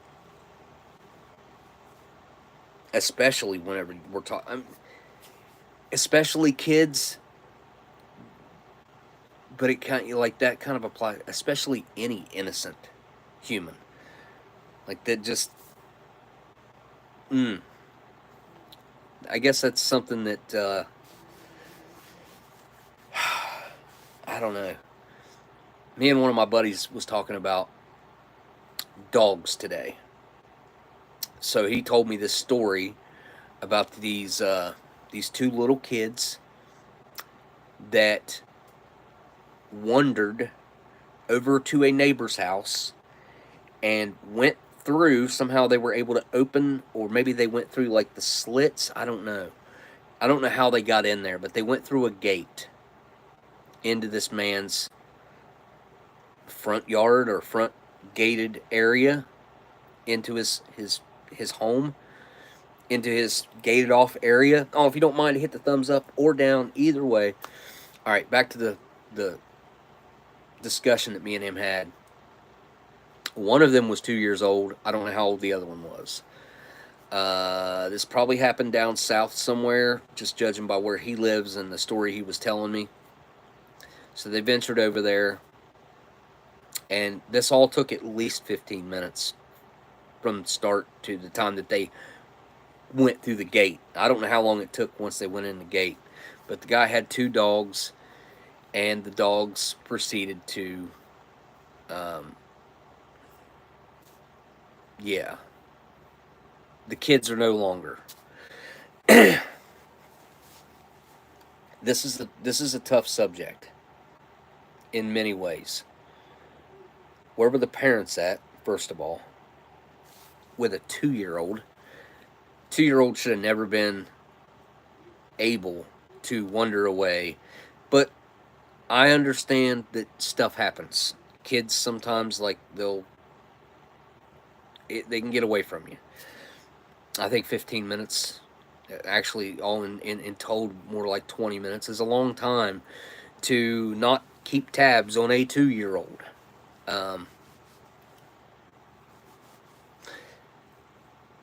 Especially one that would venture off that far.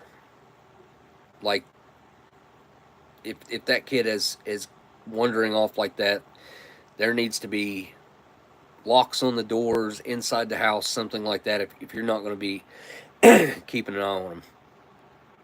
But we got into this discussion, and I was like, any dog like that, I think it would be good to teach a dog like that to not attack kids. But I know that would be a hard thing to do, but maybe it wouldn't. I'd like to say I don't think my dog would ever do anything like that. I like to think that.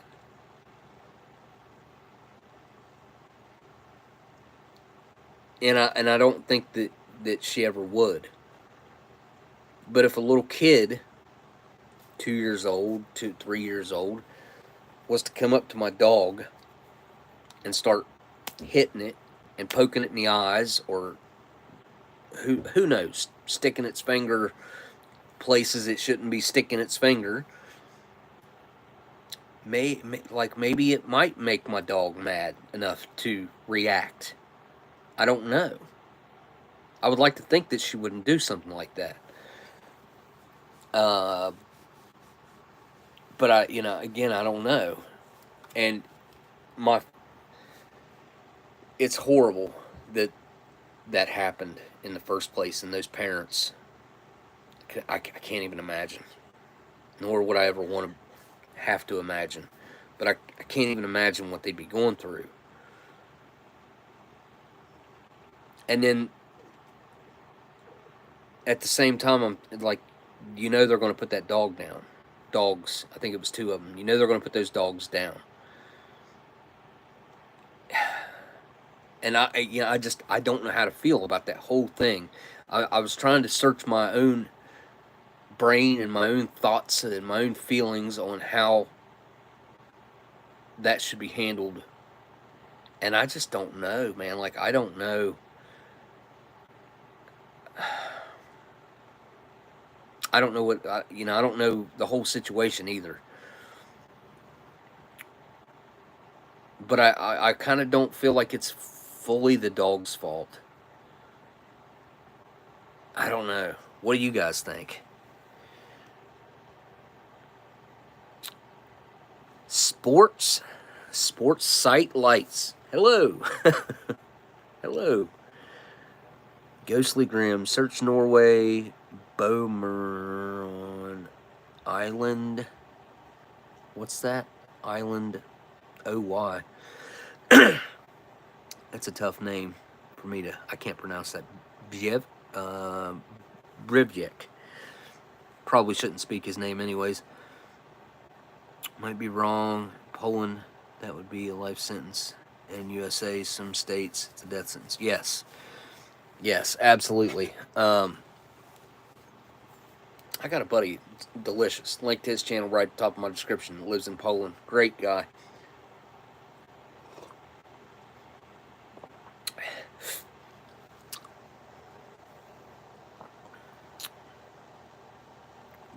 Been a strange night around here. Been a hot minute since we've had one like this. Oh yeah, well, that's probably because I'm doing this vertical live stream. So we're going to get like probably some new viewers and stuff come in and out. Like if you're scrolling through YouTube Shorts right now, I might pop up on there. And if you pop in right here, hop in the chat and say hello.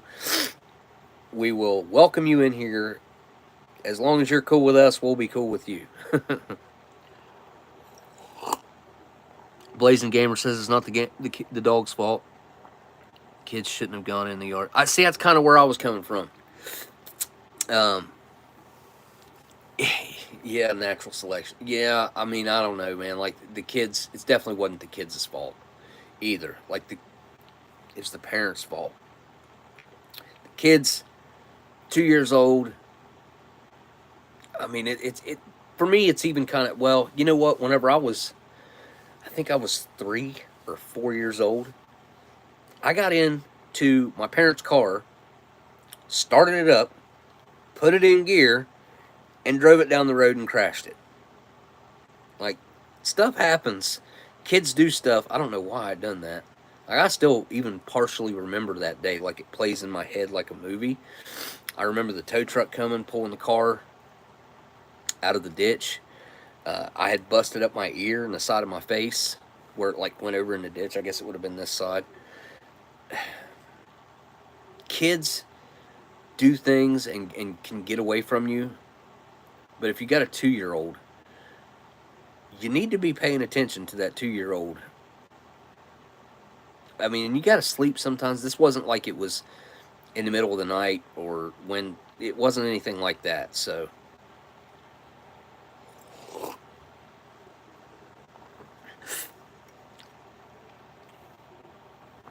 Renette, what you did what too? Hang on, you said I did that too. Cow turds are vegan. Okay. Vegan meatballs.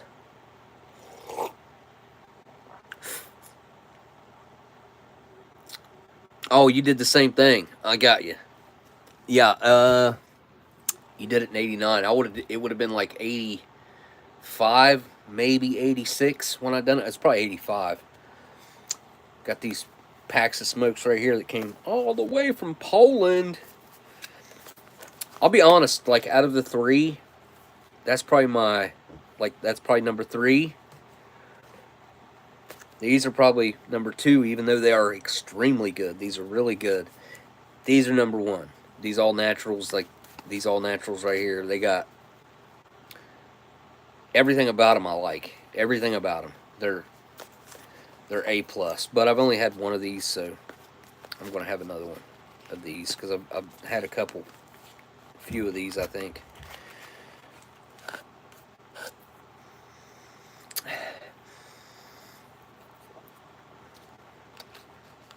And then I'll wrap the live stream up.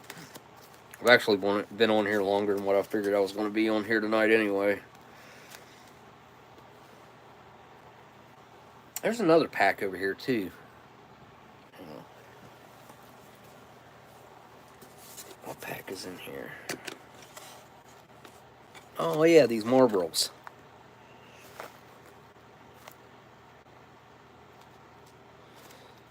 Nicely embroidered. Is it going to focus? Nice little embroidering right there. These are Marlboro Golds. They call them Golds. They're not a light. There's no way these are lights. If they are, their lights in Poland are much stronger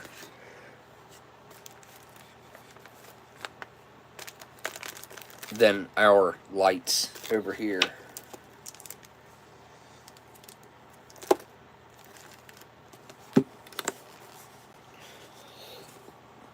Yeah, kind of forgot about the Marlboros. Although I've put quite a few of those away. Philip Morris though, 100s. They just kind of taste like a cheaper cigarette, really.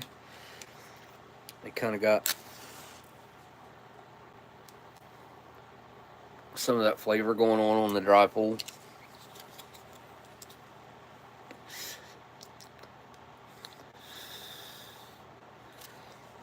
I don't know if that's the match that I'm tasting or what.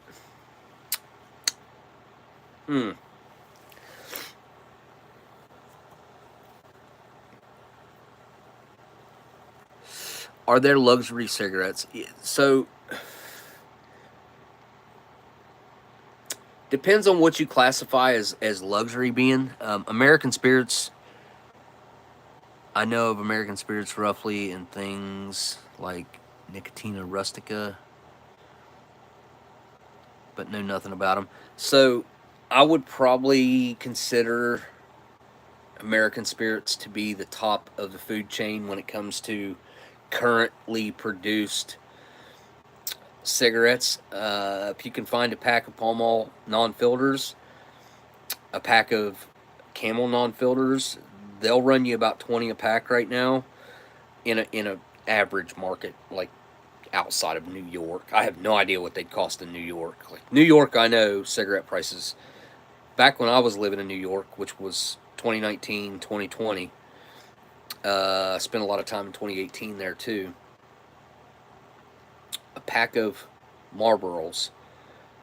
See, it's weird the way they did their pricing. So, like, big brand names like that were 15. A non-brand name, which back then, whenever I was there, they considered Pall Malls to be a lower brand. They were $10 a pack. Flat cost rate, flat fee. That's how much they charged. And that was outrageous back then. I have no idea what they are now. If I was to venture to bet, I'm going to bet that they're probably costing 20 a pack now, which is not, they haven't went up. If that's the case, then they haven't went up as much as inflation's went up, because inflation's just, ugh, inflation. Well, that's a topic. But yeah, I would say there's somewhat of a, I don't know that I would call them luxury, but I would call them expensive brands. And there are cigarettes that are manufactured that are a much better quality. American Spirits are definitely at the top of that food chain when it comes to a filtered cigarette. When it comes to a non-filtered cigarette, Camels are not that good. Pyramids makes a non-filter right here. They're a pretty big cigarette. I mean, they're like a 100 and you chop the filter off. I don't know what they're calling them. And Pall Mall non-filters are the best non-filter that I know of that you can get your hands on. A lot of people might prefer that Camel. I do not like that urea taste that they have. Putting the rations was that lighting one in the dark made you a target for snipers. So that is certainly a myth that floats around out there, but a lot of guys still smoke, and a lot of guys still smoked after that. No, the reason that cigarettes were taken out of rations was because of the health aspect, because of the danger to your health that cigarettes cause. The military and the government didn't want to be responsible for starting that habit for people and then them getting sick and being able to come back on the government for getting them started smoking because they gave them cigarettes in with their food.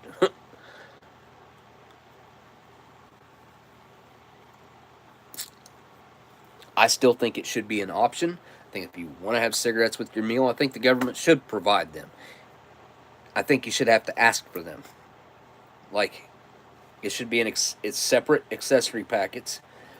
And if you want those smokes with your meals, you ask for that separate accessory packet and you get it along with your daily food rations, or if you're getting a week's worth of rations, whatever you're getting, you get the same amount of those as you do meals, and have the little individual packs in each one.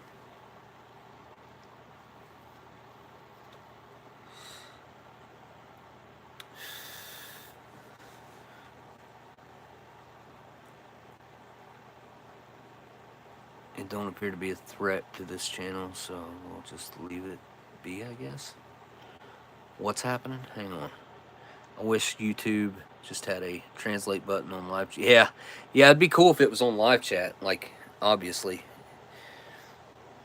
Yeah, I don't know what that exactly is typing. I can't translate it either. I think one of the reasons cigarettes stopped being put... Okay, I got that from Sparrow.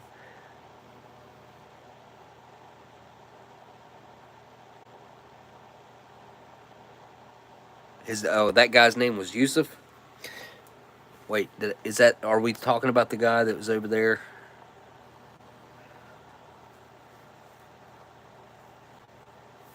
Oh, there's an Iraqi in here. Hello, fans from Iraq. Yeah, I can't say that I've had an Iraqi pop into the chat before.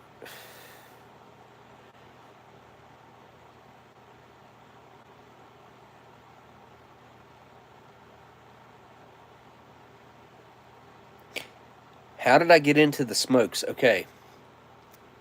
That's a question I can answer and a topic we can talk about for a minute. So, I was always into collecting stuff.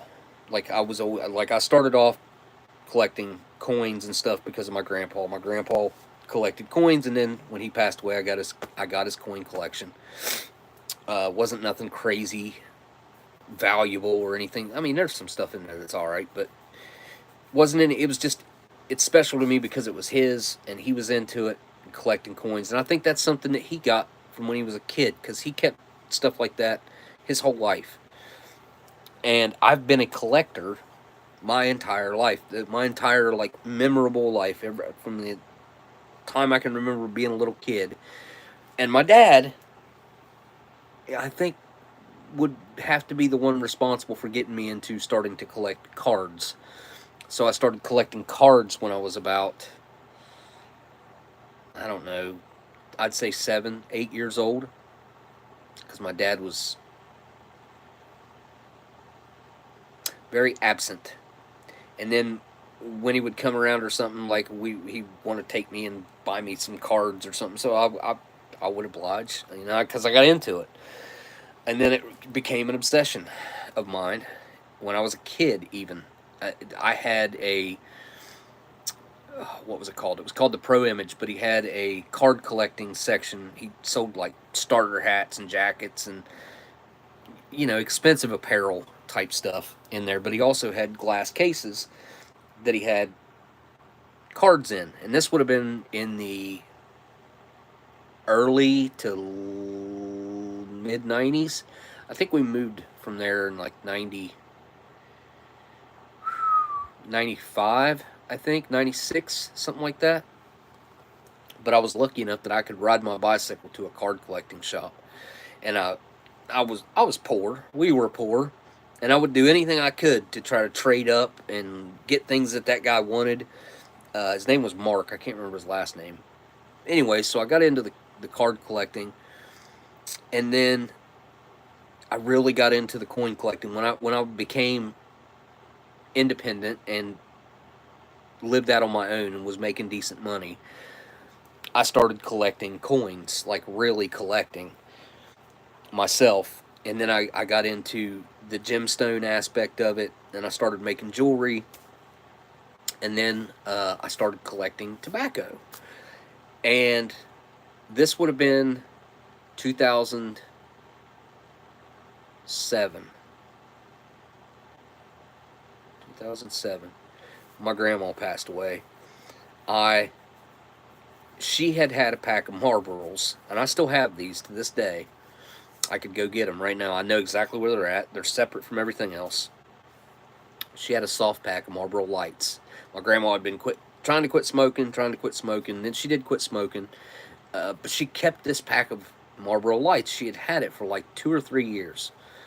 And after she passed away in November, she died November 7th. November 5th of 2007. November 5th. And then my dad died December 12th of the same year. So, hey, there's Dan. Wait, what happened to Dan's message? Wait, Dan sent a super chat and then it got retracted. What happened? What happened? I can like it. I didn't get to read it. So that pack of Marlboro Lights,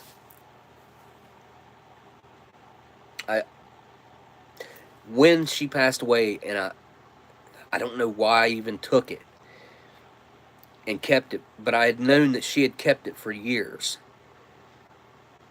And it just kind of got me thinking, like, it was strange that she had kept that pack for so long. And it was 3 years old. And back then I was like, well, those cigarettes probably ain't no good no more. Because I smoked, and I thought, man, cigarettes after 3 years sitting around like that, they ain't going to be no good. Thank you for the super chat, by the way, Dan. I appreciate that, man. Even though I didn't get to read it. But that was in 2007. And then by 2010-ish is whenever I started kind of picking up collecting cigarettes. And, oh, wait, did you send a whole nother super chat?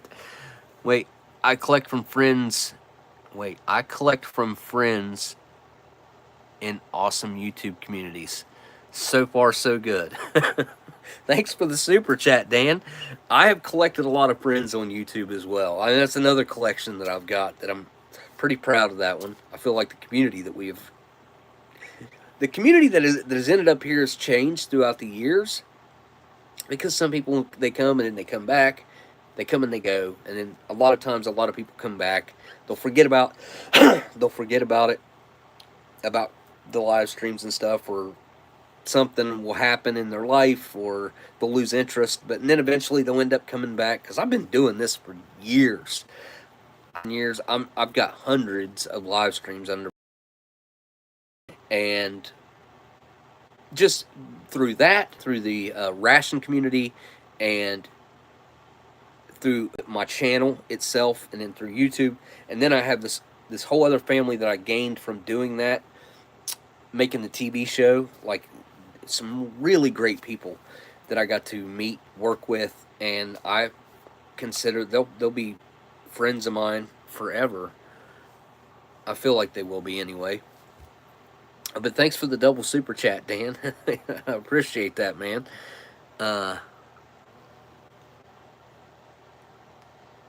Oh, you were trying to edit the message and it took it away. I look like your dead dad. Oh, I'm sorry. I think I'm sorry. But I don't know what to say to that. I don't look anything like my dad. As far as I can tell, I don't look, in my personal opinion, like, I know exactly what my dad looked like, and I don't see a whole lot of similarities between me and him.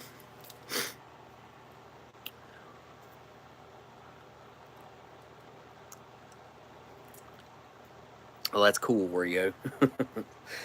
I've been thinking a lot about Oreos lately, oddly enough. I've been thinking about, like, making deep fried Oreos, and the Oreo segment that we did on the show, and all the information that I've learned about Oreos over the years, and how Oreos have changed over the years. I don't know why I've been thinking so much about Oreos lately. Well, I did eat some Oreos not too long ago, but that ain't why. I've been thinking of them. I don't know why I've been thinking of them, actually. But it's been a topic on my brain as of late, for whatever reason. Ghostlygram, can I scroll up? Ghostlygram, let me see if I can find what your comment was up here. Heavy smoker and drinker, I never smoked. Polar opposites on this, and yeah, I'm currently trying to quit, so for sure. Did I not scroll up? Did I scroll up far enough? Maybe.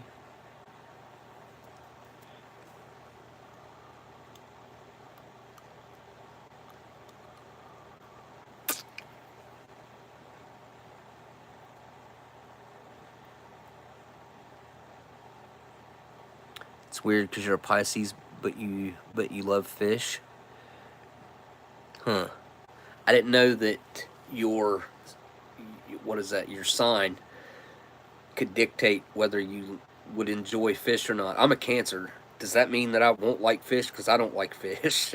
I don't enjoy seafood in general. I've tried, I don't know, hundreds of different seafood types of seafood and seafood dishes, and I just, like, I can't think of one off the top. I mean, there's some. The best experience I ever had was seafood. We went to the beach, Virginia Beach. We actually went to the bay, Chesapeake Bay first, and stayed in this hotel that had had this pool with, like, a mermaid or a merman or something in the middle of it. I remember that. But the reason I remember that is because it was connected to this seafood buffet. And they had cold shrimp in there. They had deep fried, like, baby shrimp. They had, there was something else they had that I don't know. I ended up liking a lot of that stuff. Like, shrimp and cocktail sauce. I never dreamed I would eat something like that. And I tried it there, and I liked it. I've eaten it multiple times since then, and I mean, I can eat it. It's not something I seek out, though. It's not something. I don't understand why these rich people, like, I've had caviar, I've had all that crap, man. It's been offered. It's been offered to me numerous times, where I turned it down. I'm like, yeah, no, I've had that. No, it ain't my thing. Like, it just ain't my thing. Well, it's caviar, and then what's the other one? One's pink and one's black. Caviar's black. What's the pink things? It's a roe. Roe. It's like, those things are like more or less salt water inside the little. I don't know. Like, you pop the little individual eggs, and they're ugh. Ghostly Grim. You're Polish. You speak 3 languages. You live in Norway, where there are lots of Arabic and Middle Eastern ex-refugees now living with the most at Oslo. I guess the web is a hotspot for all kinds of people. Well, yeah, I mean, basically like a spider web. It catches people from all over the place. So America is technically a melting pot from all over the world as well. We just currently have a problem, and we as Americans, most of us, I think, would agree that we love immigrant, like anybody who's wanting to come, immigrants, anybody who wants to come here and add to society and better their lives and make their situation better and add something positive to our society. But right now we've got a problem with millions of people coming across the border that aren't, like, there's no check process. We don't know anything about them. And that would be okay if it was just probably the numbers were a lot lower and we could, I don't know where I would be okay with not going through the immigration process. And I know a lot of other countries are having similar issues and have had similar issues for many years, and they have zero desire to do anything about it. And when it comes to the government. Now, I don't know if the people there feel differently about that or not. I know Germany was having that problem for a while. I think they were having people from, I think it was like Israel and Afghanistan. I can't remember exactly where they were having an immigration problem from, but it seems like something like that. Nice to be back. Hey, Ronald, how you doing? Did you have seafood in Hawaii? I did not, actually. Weirdly enough. Huh. Thinking back about it, I did not go to a seafood place in Hawaii. It may be much different than continental U.S. food. So, I might have had a couple things in the morning, because I had a buffet in the mornings at the hotel we were at, which was absolutely freaking amazing. Like, I can't say enough positive things about that hotel we were at. It was the best hotel I've ever stayed at. And it no longer exists. It is no longer what it was. I believe they may have even already changed the name, transferred owners, I think at the first of the year, and I think now they're probably well within the name change of everything on and at the hotel. So kind of sucks that I'll never be able to go back there and have that similar experience.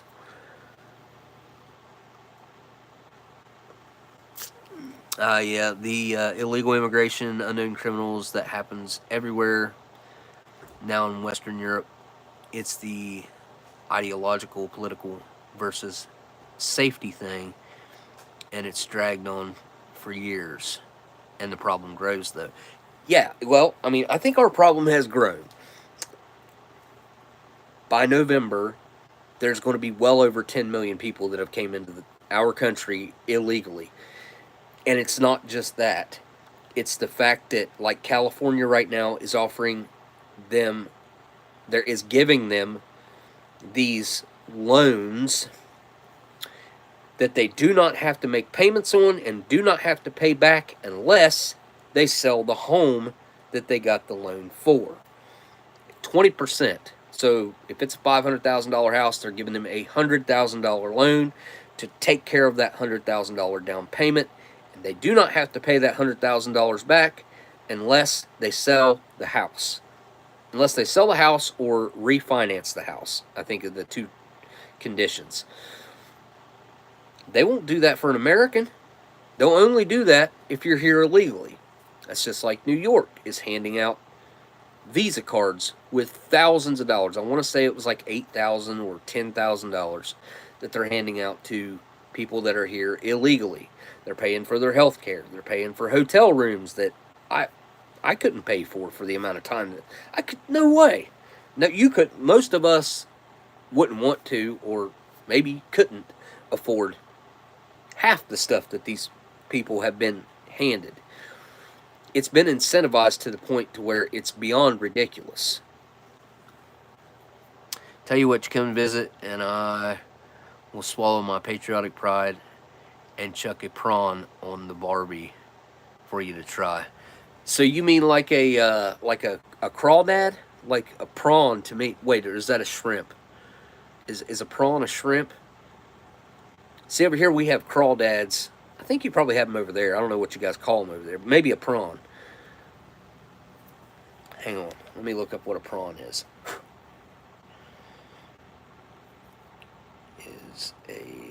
Thank you for the super chat, by the way. Yeah, it's a shrimp of some kind. Prawn shrimp. Okay, it looks just like a shrimp, though. Okay, a prawn. Oh, they look very different, actually. I don't know if you guys can... Hang on.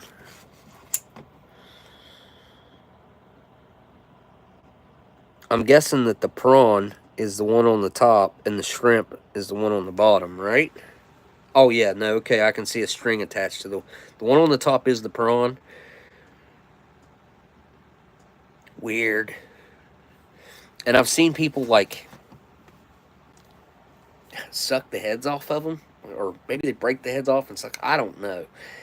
That ain't me, though. Like, that ain't my thing. Like, I don't know what they're doing there, but it seems unnecessary and uncalled for. So it's just a jumbo shrimp.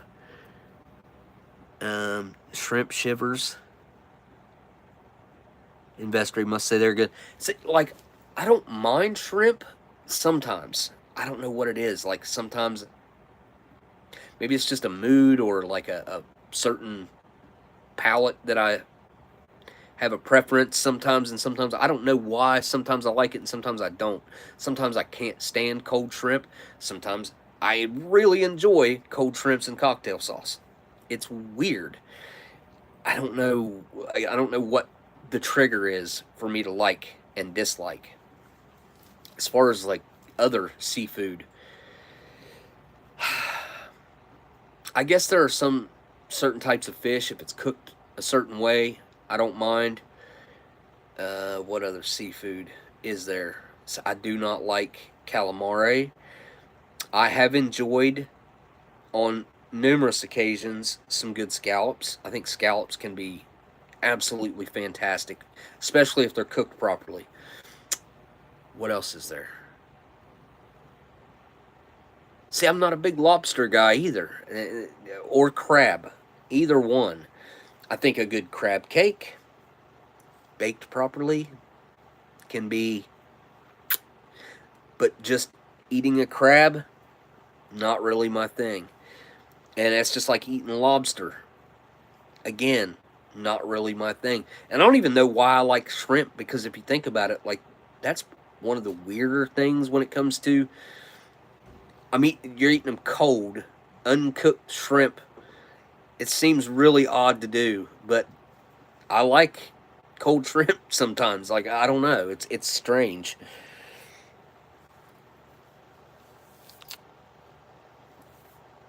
Fried shrimp on rare occasions. Yeah, that's 100% true. It's all about how good they were cooked.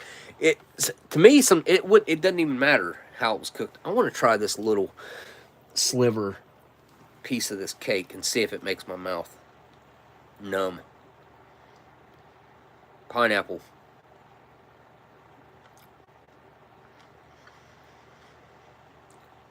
A lot more flavor in that little piece.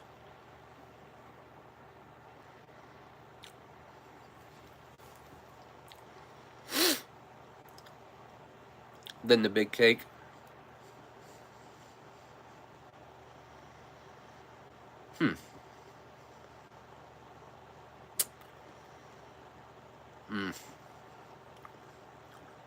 It's already hitting my throat. I thought it was going to be alright. Nope. Didn't coat my mouth though, but it is burning my throat.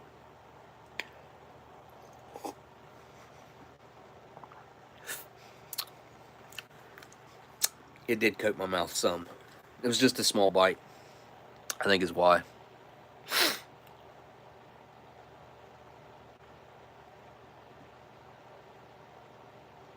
I have not tried caribou. No, I have not. I've had moose. Is that the same thing? What's a caribou? Caribou.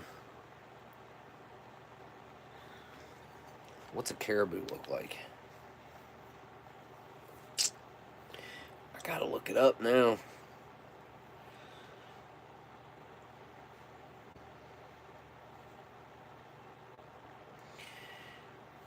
It's like, oh, it's a reindeer. Duh. Oh, we have whitetail around here. I've eaten deer my entire life.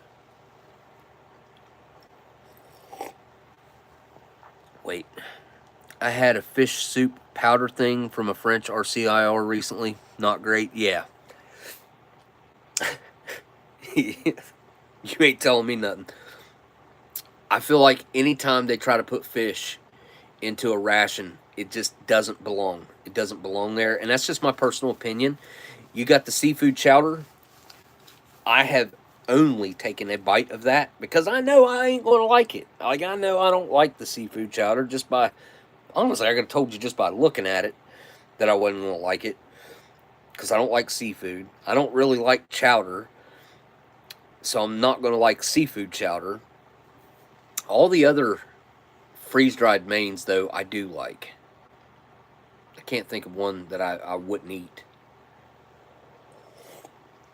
But when it comes to foreign rations, you've got a Swedish ration that they put a cod. I think it's cod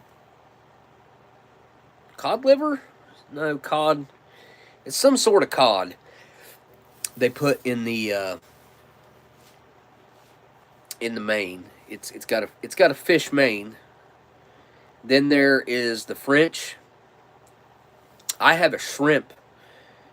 It's a menu number 9. And weirdly enough, the first time me and Steve ever met was back in 2016. He actually bought that ration and sent it home with me. And I was like, I didn't have the heart at the time to be like, dude, I don't like seafood. Like, I don't. And that's why I never done anything with it, to be honest, because especially back then, I wanted to review a French ration. And I was like, man, I can't bring myself to waste, let alone eat the, I'm pretty sure it's shrimp was the one. And I've seen people eat that ration since then. And they seem to enjoy it, but it does not look like something that I personally would enjoy.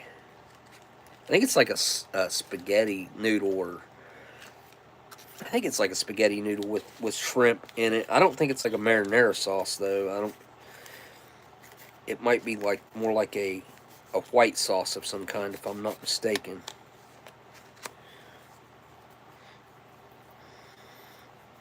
These things are the bomb too. These are really good.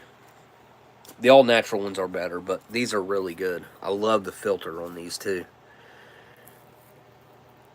It's got the lion on it with the crown.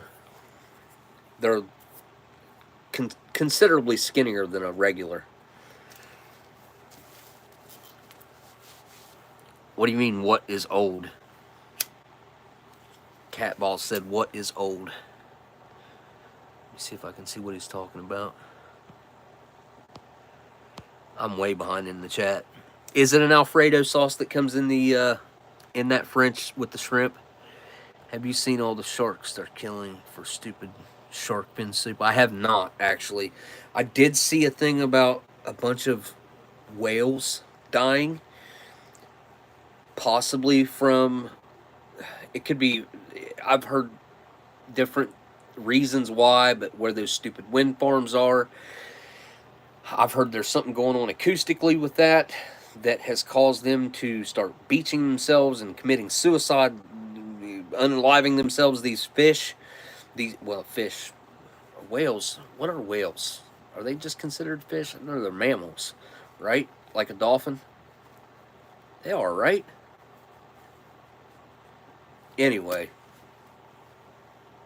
yeah, that whole thing that's going on, and I can, like, the way, I believe it's the Japanese, the way they slaughter whales, and the way people have zero regard for nature and wildlife. It kills me. It really kills me. If you needed to take that animal's life to survive, how could you argue with that? They would do the same thing to you if they could, or if they couldn't, you know, like I said, if they could, they would, to survive.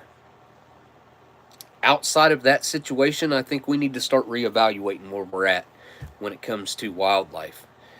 We've wiped out so many species. It's not good. I also saw where well, they're doing a bunch of research into anacondas because of something Will Smith done. Have y'all seen the P. Diddy stuff? I'll get back to that in a minute. But there's something going on down in Florida with a frog, or no, it was crocodiles. Crocodiles, I guess, are starting to like take over down there, and they're probably killing the alligators out. I don't know exactly what's going on, but I guess they're taking over, and that's definitely going to be a problem, most certainly. And I'm sure you guys seen the video of Steve Irwin's kid, the crocodile hunter, releasing that little frog. It went mega viral. I want to say that the original video had 45 million views or something like that.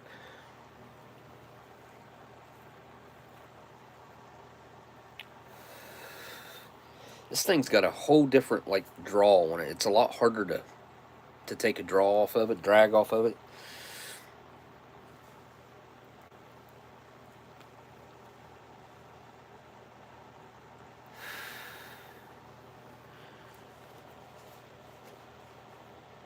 Can hunt a few things. Most cannot. Oh, okay, because you're an Alaska native. Seals, whales, and sea otters. Yeah, but if you're a native Alaskan and you guys are going to take out a whale, tell me if I'm wrong. You guys are going to use every bit of it. The Japanese are not doing that.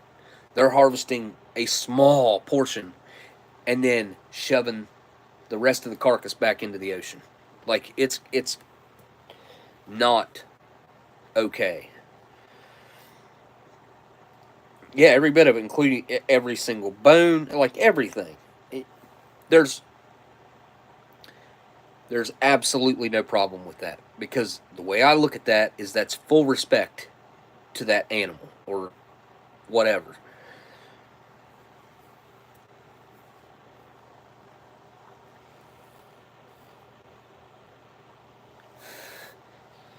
Yeah, Japan, ugh, some of the stuff that they do and get away with, which now that I say that out loud and I think about it, some of the things that America does and gets away with is not cool either.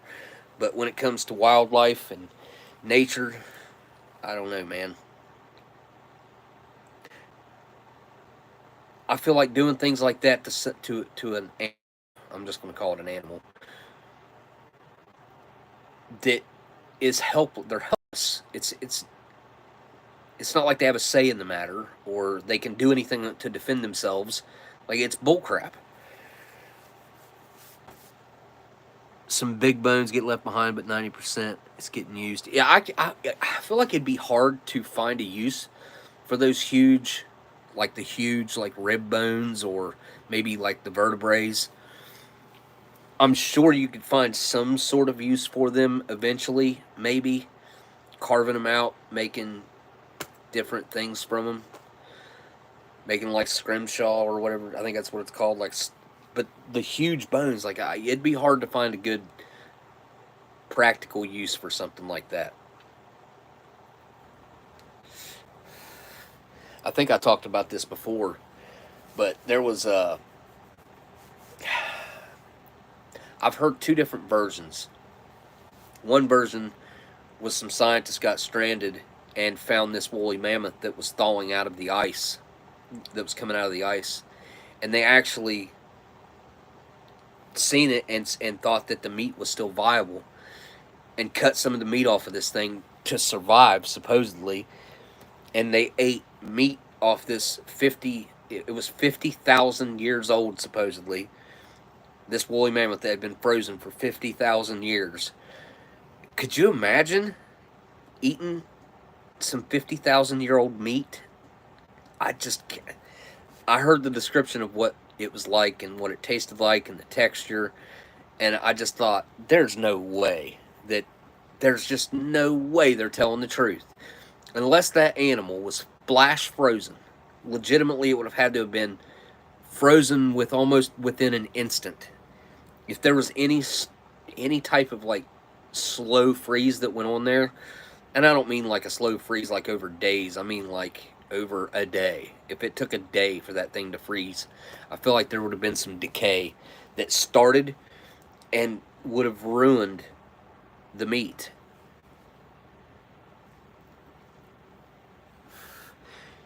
We use big rib bones for arches at the village entrances, but there aren't many uses for them. I mean, I get that. Like, again, but still, like you said, you're using 85 to 90% of the animal. Like, you're using every single thing that you can, which is commendable. Like, that's what you're supposed to do. I feel like we're breaking all kinds of rules and laws of nature in themselves, just in everyday modern life. But when it comes to things like that in particular, I feel like there's a big discrepancy between the way we live and the way we're supposed to live, as far as like living with nature. Back in the old days, they used them big ribs as structural supports in sod houses. I don't see why. I mean, I have to imagine that those bones, whenever they're dried out properly, were probably extremely tough. I'll bet you there's probably some still around from who knows how long ago. I imagine they don't decay. I've seen what frozen meat looks like for years. It degrades. Yeah, that has to do with the processing that we do before it gets frozen, though. So this was an entire, complete animal that got, I'm going to have to assume, somewhat flash frozen. So I'm not going to say I don't believe them. I mean, I believe that they ate that meat. And as soon as that thing comes out of the... So I also saw, it was a... it wasn't an elephant, but it was like an elephant that they found. It was a baby that they found, that, and it was thawed. It was coming out of ice. And this is all on video. And as soon as it came out of the ice, like, it looked kind of like it looked really good. Let's just put it that way. But as soon as it thaws out of that ice, like, it starts degrading fast, where it's so old and been frozen for so long. And I saw that thing when it first came out of the ice, and then I saw video of it like a couple hours later, looked completely different. And then I saw a video of it where they had finally got it to a lab or something like that, And the amount of degradation from point A to point C, I'm going to call it point C, where they got it to the lab, was, oh man, like almost unrecognizable. It had shriveled up and dried up, and like it didn't look the same at all. Whenever it first came out of the ice, it looked like most of the moisture was still there in the animal. Maybe even like it all the bodily, like the blood and stuff. I don't know. I don't know what happened and how it happened so quickly. Like I said, within a couple hours, it was a huge change. Investory. What'd you say? Israel has a fix for all of that. What are we talking about? Investory. Maybe I missed something. Wait, do this. So I'm not like doing this. I'm looking like a goofball all the time.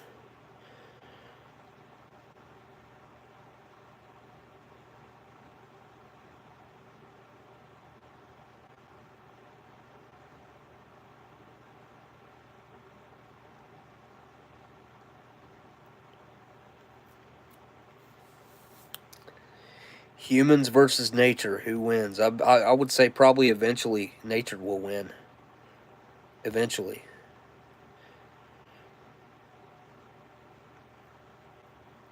Let's see, I just found there's majestic creatures. Trying. Let's say I've tried it.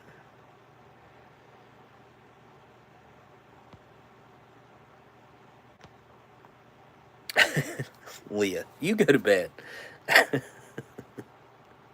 Yeah, nobody said you had to be here.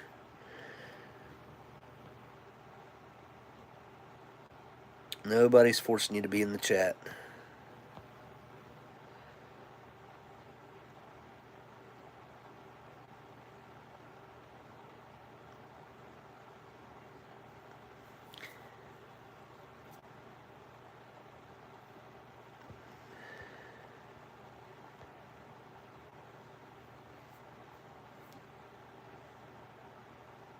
LARPing. What? Who's LARPing?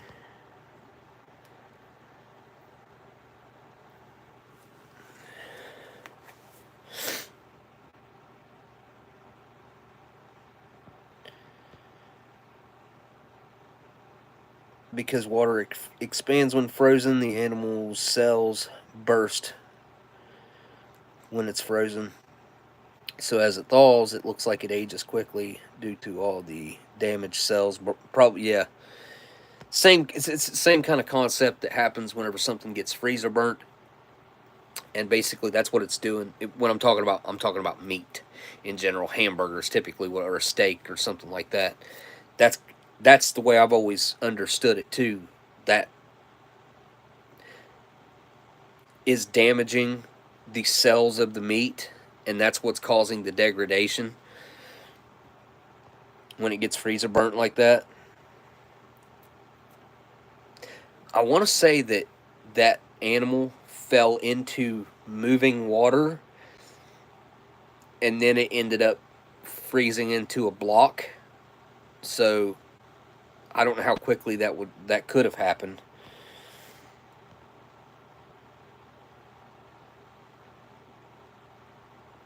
I wish that was true. Blazing Gamer says nature always wins. I wish that were true, but I feel like we have already wiped out so many things that part of nature obviously didn't win, and there's no way for it to win outside of us cloning, like actually finding DNA and cloning. Israel has a fix for all that. Look it up.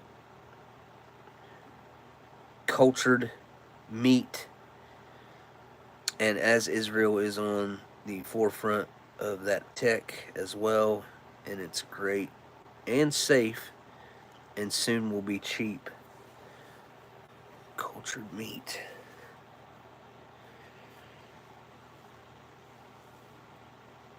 Looking it up right now. Let's see, just so it's in my search history, at least.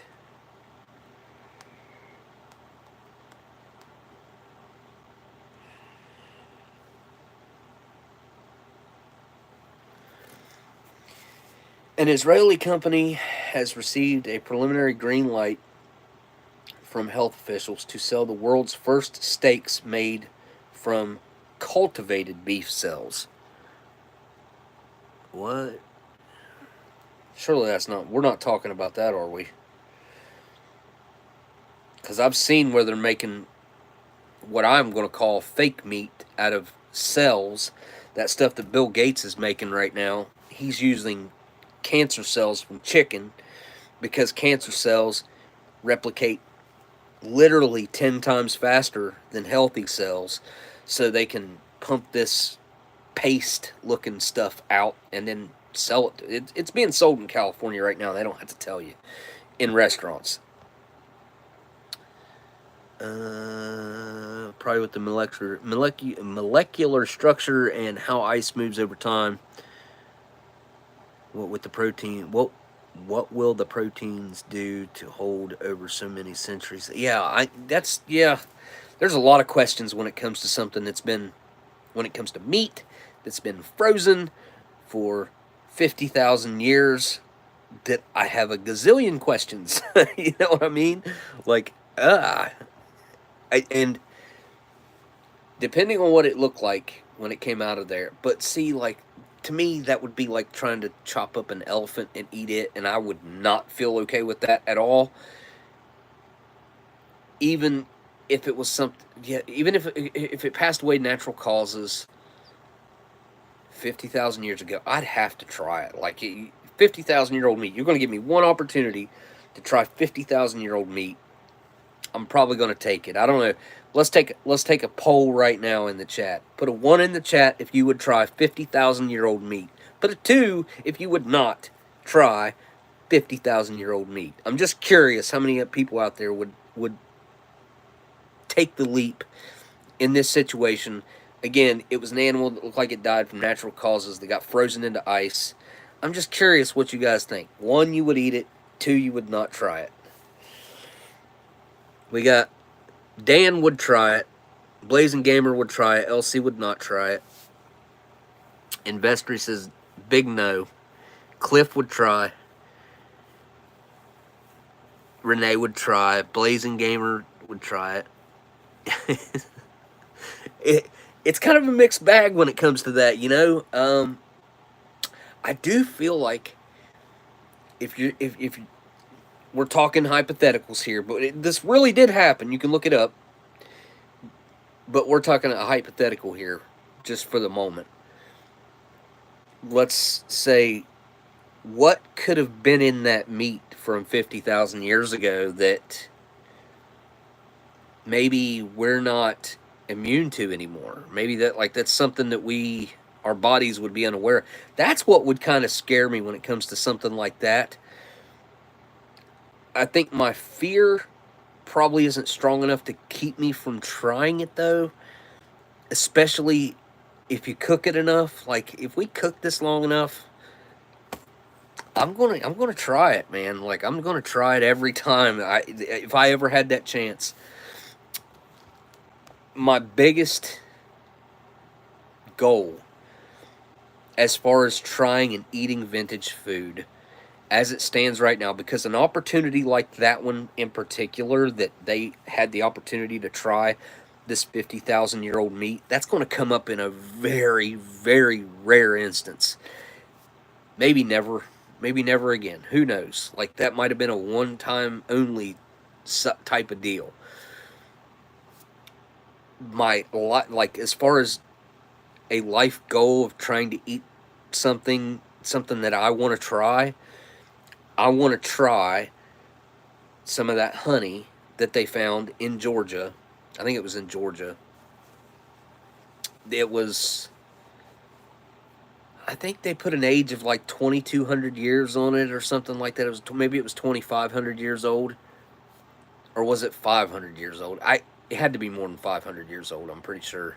Anyways, they found it in a clay pot, and they had packed dirt and clay on top of it to seal it off, and then it was just all pure honey underneath there. And I would love to try some of that honey that came from a time period when there was absolutely zero human pollution in the air. I just feel like that would be such a unique experience to get to try something like that.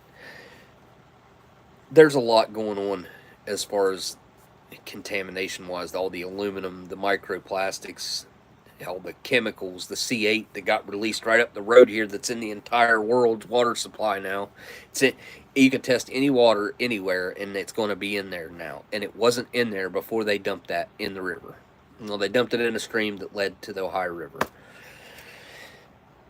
which has been picked up by rain. You know, it gets picked up into the clouds and then dropped everywhere. So it's made it, and then it goes also throughout the water supply.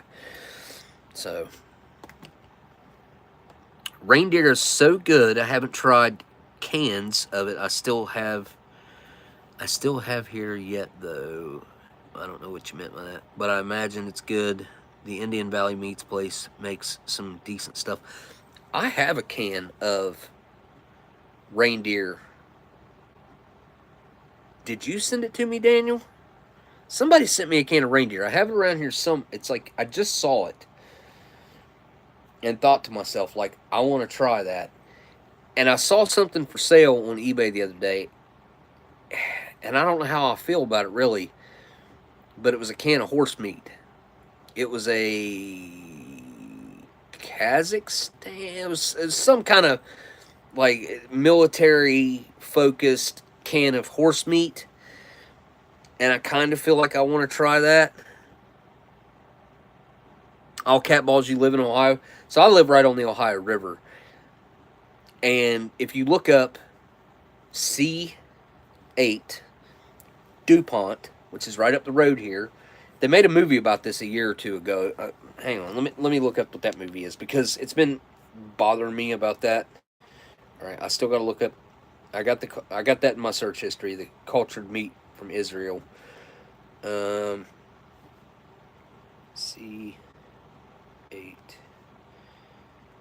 chemical.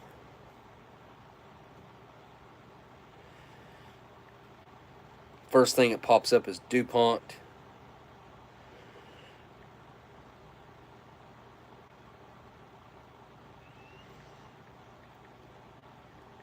Movie. It's called Dark Waters. It's a 2019 film. Mario Matthew, Michael Carnahan. That was the. Hang on. Let's see. Who are the actors in this thing?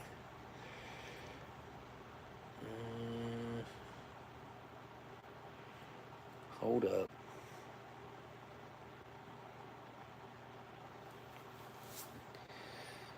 Maybe it was called The Devil We Know. Dark Waters, IMDb. A corporate defense attorney takes on an environmental lawsuit against a chemical company that exposes a lengthy history of pollution. DuPont C8, The Devil We Know, documentary, now streaming. So that's a documentary though. That's not what I'm talking about. Hold on. So it's this Dark Waters. Oh, that's Mark Ruffalo. Mark Ruffalo? Hang on.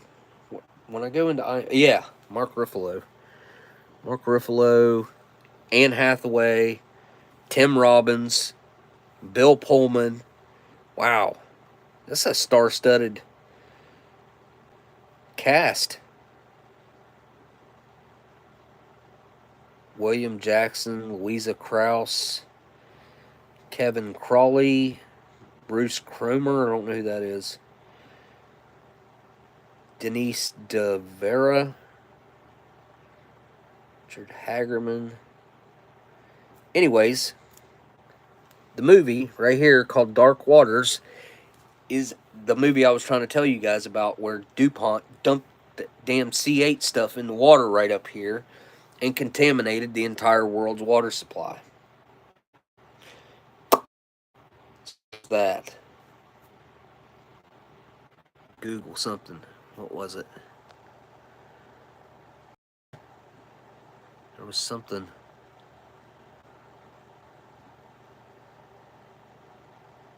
Tapeworm looks like sand crawler worms from Dune. You know, I've never seen Dune, I just saw a guy talking yesterday about how Dune 2 was the greatest sequel ever out of a heck of a list of the top 10 that he had up there. Like Terminator 2 was up there, the second Top Gun was up there, which I've never seen. I've never watched the second Top Gun. And I've never watched Dune or Dune 2. Like I've never seen either one of them. And I know Dune was on like Hulu or something. I have no idea what it's about or anything.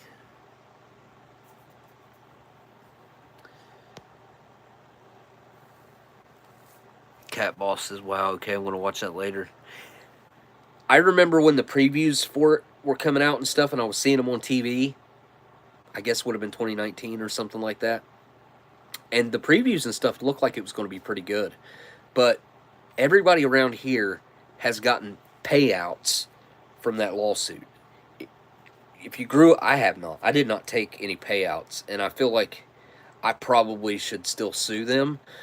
I'm sure I could. I mean, I can't see how they could stop me from doing it since I didn't take any of their stupid payouts. Like Amber took a $280 check, I think they sent her one time. And then another time, I think they sent like a $150 check. So she got a total of like $430, roughly. And they paid that out to, I don't know, thousands of people around here. But it doesn't matter. Like, nobody. There's people that have and will die from cancers and other things from that C8 that they put in the water. And I feel like it would be a different story if you had to consume it by drinking it or something like that. No, you can absorb it through your skin.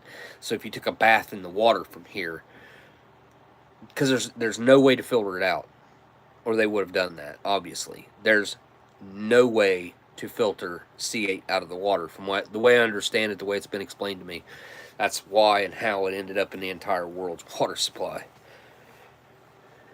Dune has lots of Muslim aesthetics and lore involved. But I'm not a fan. I couldn't say in Vestry what one way or the other when it comes to that. When it comes to the whole, see, I got in a discussion with this guy on YouTube. What the heck's the name of his channel? Hang on.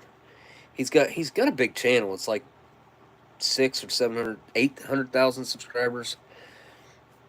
He does like constitutional law and stuff like that. He does a lot of like that stuff where you go out and audit public buildings and police. You go out and like audit what's your name and badge and that kind of stuff. I cannot remember the name of his channel though. Anyways, I was talking to him, and he was kind of saying how he was down the middle, and he mentioned a couple things that he supported and didn't support. And here I'll just say my 2 cents about it real quick. And as an American, first of all, I don't really think that I have any place in saying much of anything. Second of all, I surely don't think we have any business sticking our nose in the middle of a holy war that's been going on since the beginning of time. That's where I'm coming from. I don't think it's our place. I don't know. The way it stands right now, what I know about it, the vast amount of information, I'm very uninformed when it comes to this. And by the way, I have actually tried to learn when it comes to this topic. I've struggled when you can't believe hardly anything anybody says anymore when it comes to, especially media, mainstream media especially. I don't feel like I'm anywhere near informed enough to make any type of opinion. My opinion doesn't matter anyways, I get that. But it seems like there's a lot of people in this country that thinks that their opinion matters way more than what it doesn't matter at all. Like, let's just be honest. And the virtue signaling that goes on in this country, it's aggravating. It's aggravating. Ooh. I don't like a virtue signal. The virtue signals just, ooh, drive me crazy. Man, I wish I could remember the name of his freaking channel. Anyways, that's my opinion. I feel like we don't have any business sticking our nose in the middle of a holy war. And I'll be honest, back when I heard that there was some sort of semblance of peace being bartered between the two, and this would have been back when Trump actually did do this. I don't know how he done it, because I never thought that there would be any talks of any type of peace, even if it was just a little bit, between the two, because, like I said, this is a holy war that's been going on since the beginning of time. I never thought there'd be any type of peace in any way. But, of course, that didn't last. Did not last at all. How would I look up? I cannot remember this guy's channel. He's got like a... It's not... I just happened upon his channel and was like... He was doing a live stream in the shorts. So I hung around in there and was talking for a minute. And he was talking about giving away a tri-fold thing. And... Man, what was the name of his channel? He's got a pretty big channel. I wouldn't know how to search for it, because I wouldn't even...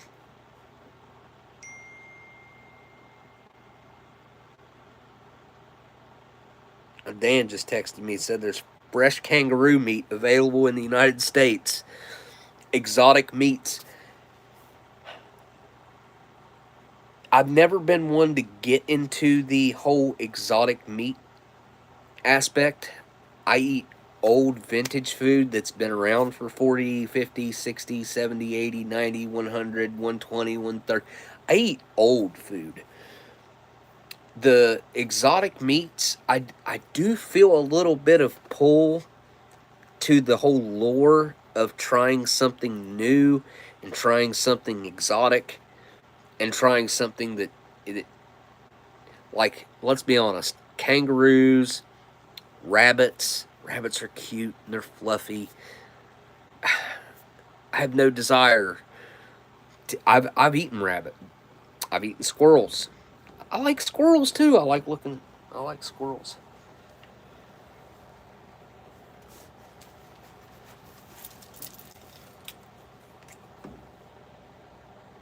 Hang on. I gotta go get my cat. She's knocking on the door. Here. Be right back.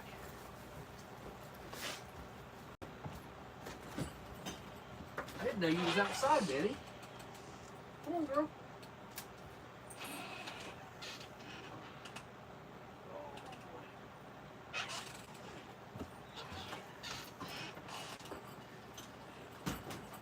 Alright.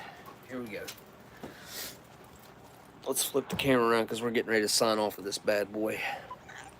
It's my girl. Yes. Is her knocking at the window? Huh? There's my big baby. Well, my little tiny baby. You know, their little miniature legs. Yeah. She's such a good cat. Aren't you, honey? He's a good kitty. Yeah. Your little paws are cold. Your little paws are cold. Hmm? You see yourself? Look. You look mean. You don't look mean in person, but you look mean on camera. Look how mean you look. I'll get you to not look so mean.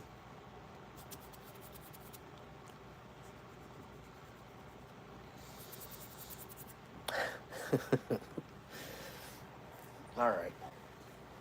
There you go. Got a new flashlight. They only had pink, so I bought it anyways because I got sick of my flashlight not working. And it's kind of a weird flashlight. So to turn it, there's no button. It looks like a button right there to turn it on, but it's not. The only way to turn it on is to pull this off, and then it magnetically clips back in there, and then this slides out like that and makes a lamp that you can set down Oh, cool. I didn't know it done that. Huh. Hold up. Oh, that doesn't do anything. It just screws off the end.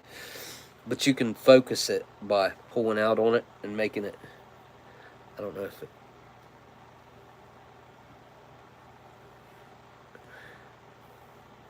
I don't know. You can't really tell. And it makes it like a lamp. It's a pretty cool flashlight, I thought. It's a weird way to turn it on and off, though. I don't even really understand what's going on with this yet, like what the switch to it is. What's it interrupting? It feels like it's pulling the batteries up or something, because if you look in that hole right there, that's just to the top of the batteries inside. And in this thing, just has like this little plastic, I don't know. It must be magnetic, and I know that's magnetic down there because it sticks to this magnet, and I don't know. I don't get how it works. I haven't looked into it to try to figure it out, but anyway, thought it was pretty cool. Feel about my tabby. She's a great cat, man. She's a great cat. Actually, Minnie is. She's a big cat, but her legs are only about that long. She's like real low to the ground. She always has been. Her legs, I don't know, maybe they're about that long. They're longer than that to her shoulder, but as far as like what hangs down below her body, they're about that long. And then I've got a cat that, I mean, he's humongous. He is, if I was to guess what he weighs right now, I'd say he's probably pushing like 30, 35 pounds. And he doesn't, his diet is the same as the other cats. It must be something to do with his metabolism. That just goes to prove like metabolism or body chemistry absolutely has something to do with your weight and like how you hold weight and how you put weight on, because he gets the exact same food as all the other cats. And I've got 2 cats that are somewhat overweight. The rest of them are in shape, and there's a couple that are skinny because I think they're getting up there in their age. I don't know how old they are because, I mean, they showed up here in their older age anyway, so it's hard to tell exactly how old they are. One of them, if I was to guess, I'd say she's probably pushing like 13 or 14. But that cat that you just saw, I have had since 2008.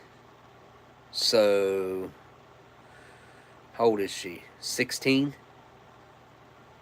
She's 16, right? But here's the thing, she's at least 16. Because when she showed up, I didn't live here, I lived across the road. When she showed up, she was at least a year old. So that would put her at being 17. She could have been up to 2 years old. I don't think she was any older than 2 years old. She could have been between a year and 2 years old.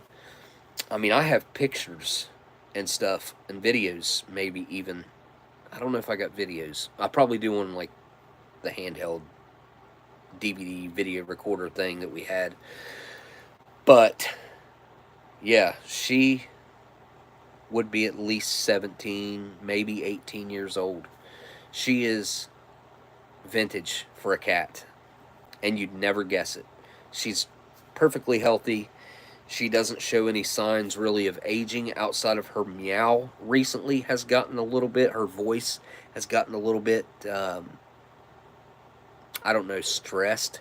Kind of like I don't know. I don't know what the word I'm looking for is. She just sounds older. She just sounds like she's aging.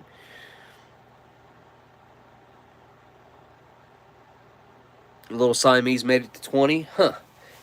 I can't think of a cat we've ever had that's come close to being the age of what she is right now, and especially not continuing in the health that she's in right now, because she does eat processed bag food, and I feel like that can't be good for her, but she does it, and I think she fasts.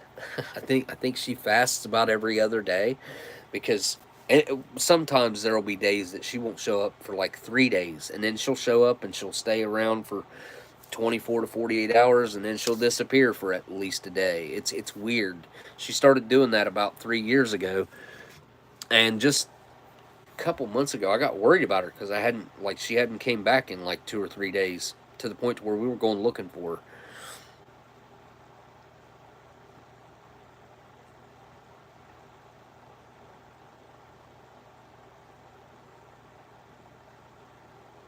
New challenge.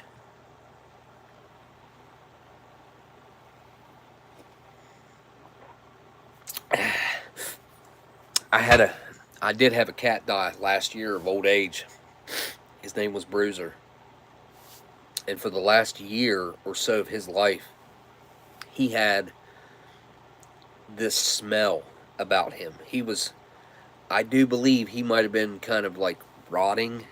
I don't know, he didn't look like he was rotten, but he smelled bad, man. Like, and I've never had a cat smell bad before. He smelled bad. And then he finally just kind of passed away down at the bottom of the steps last year. Like, right towards, it'd been about a year ago, I think. Because it was still cold, if I remember right. Alright, I am going to sign off of this particular live stream. I'm glad everybody came and hung out. Dan, thanks for the super chats. Was Dan the only one that sent super chats? Hang on, can I check that? It seemed like somebody else sent one. Did they not? Nope, Dan did send them all. Thank you, Dan, for all the super chats, my good man. Go back to live chat. Thanks for all the new folks. I've seen some new names in the chat tonight. Some still hanging out, like Ghostly Grim. That's not a name that I recall from any night other than tonight. And there's been a few others. We've had some trolls come and go. Always good to see the trolls. John, Tim, LC, Spicy Tuna Rolls, Cliff, Ghostly Grim, obviously, Drown Laws, Cat Balls, Investory, Dan, Cyanide Cookies, Dan or Cyanide Cookies. Everybody who's hung out, thank you guys for hanging out. I tried to address some other topics. I like to talk about what you guys like to talk about, if I can. If I don't have any topical knowledge or things that I can talk about, then I won't. Because if I don't know something, I'm going to tell you I don't know. But if I have a topic that I can talk about, I'll talk about it. I mean, I like to try to address interest of you guys as well. So it's been kind of fun trying to go through that a little bit. It feels like it went pretty well as far as like trying to address other topics and talk about other things. So yeah, had fun tonight. It's a good night. I know it wasn't Saturday. Tonight's Monday. It's a little different there, but all the same, had a good time with you guys. The meal actually turned out to be quite awesome. The only thing that really wasn't good was the pineapple cake. Everything else was good. The strawberries were good. The ham and chicken loaf was good. The crackers were good. The peanut butter was good. The coffee was great. Was that it? I think that was it. Yeah. Got the two packs of gum and one accessory packet, which is still super weird. But all right, guys. 40-year-old meal. Still setting good in the old tummy. I ain't had any, like, alarming side effects. I have eaten stuff like that before. I would not have made it through this, no, not even close to making it through this live stream. So I feel like if it was going to have any side effects on my stomach, I would have had it. So, and I feel fine. And I do think I might have a little bit of a higher ability to do these types of things than, say, someone who's never eaten old food before or doesn't do it on a regular basis. I don't know. I'm sure I've built up some sort of a unique stomach flora over time from eating so much of this stuff that maybe most other people don't have that type of resilience in their gut health and their stomach flora. So maybe, I don't know. I could be wrong about that. Maybe anybody could just pick the stuff up and eat it all the time like this. I don't know. This one I think anybody could eat, honestly, because it was that good. I think some of the things that I eat might make some people sick, and they don't bother me usually. And if they do, it's just slightly, depending on, you know, some of the side effects that I've had. But all right, I addressed that. Thank you guys for hanging out. I appreciate each and every one of you guys. Thanks for the super chats. Dan, thanks for the thumbs up or down, either way. And I'll see y'all on the next live stream. Later.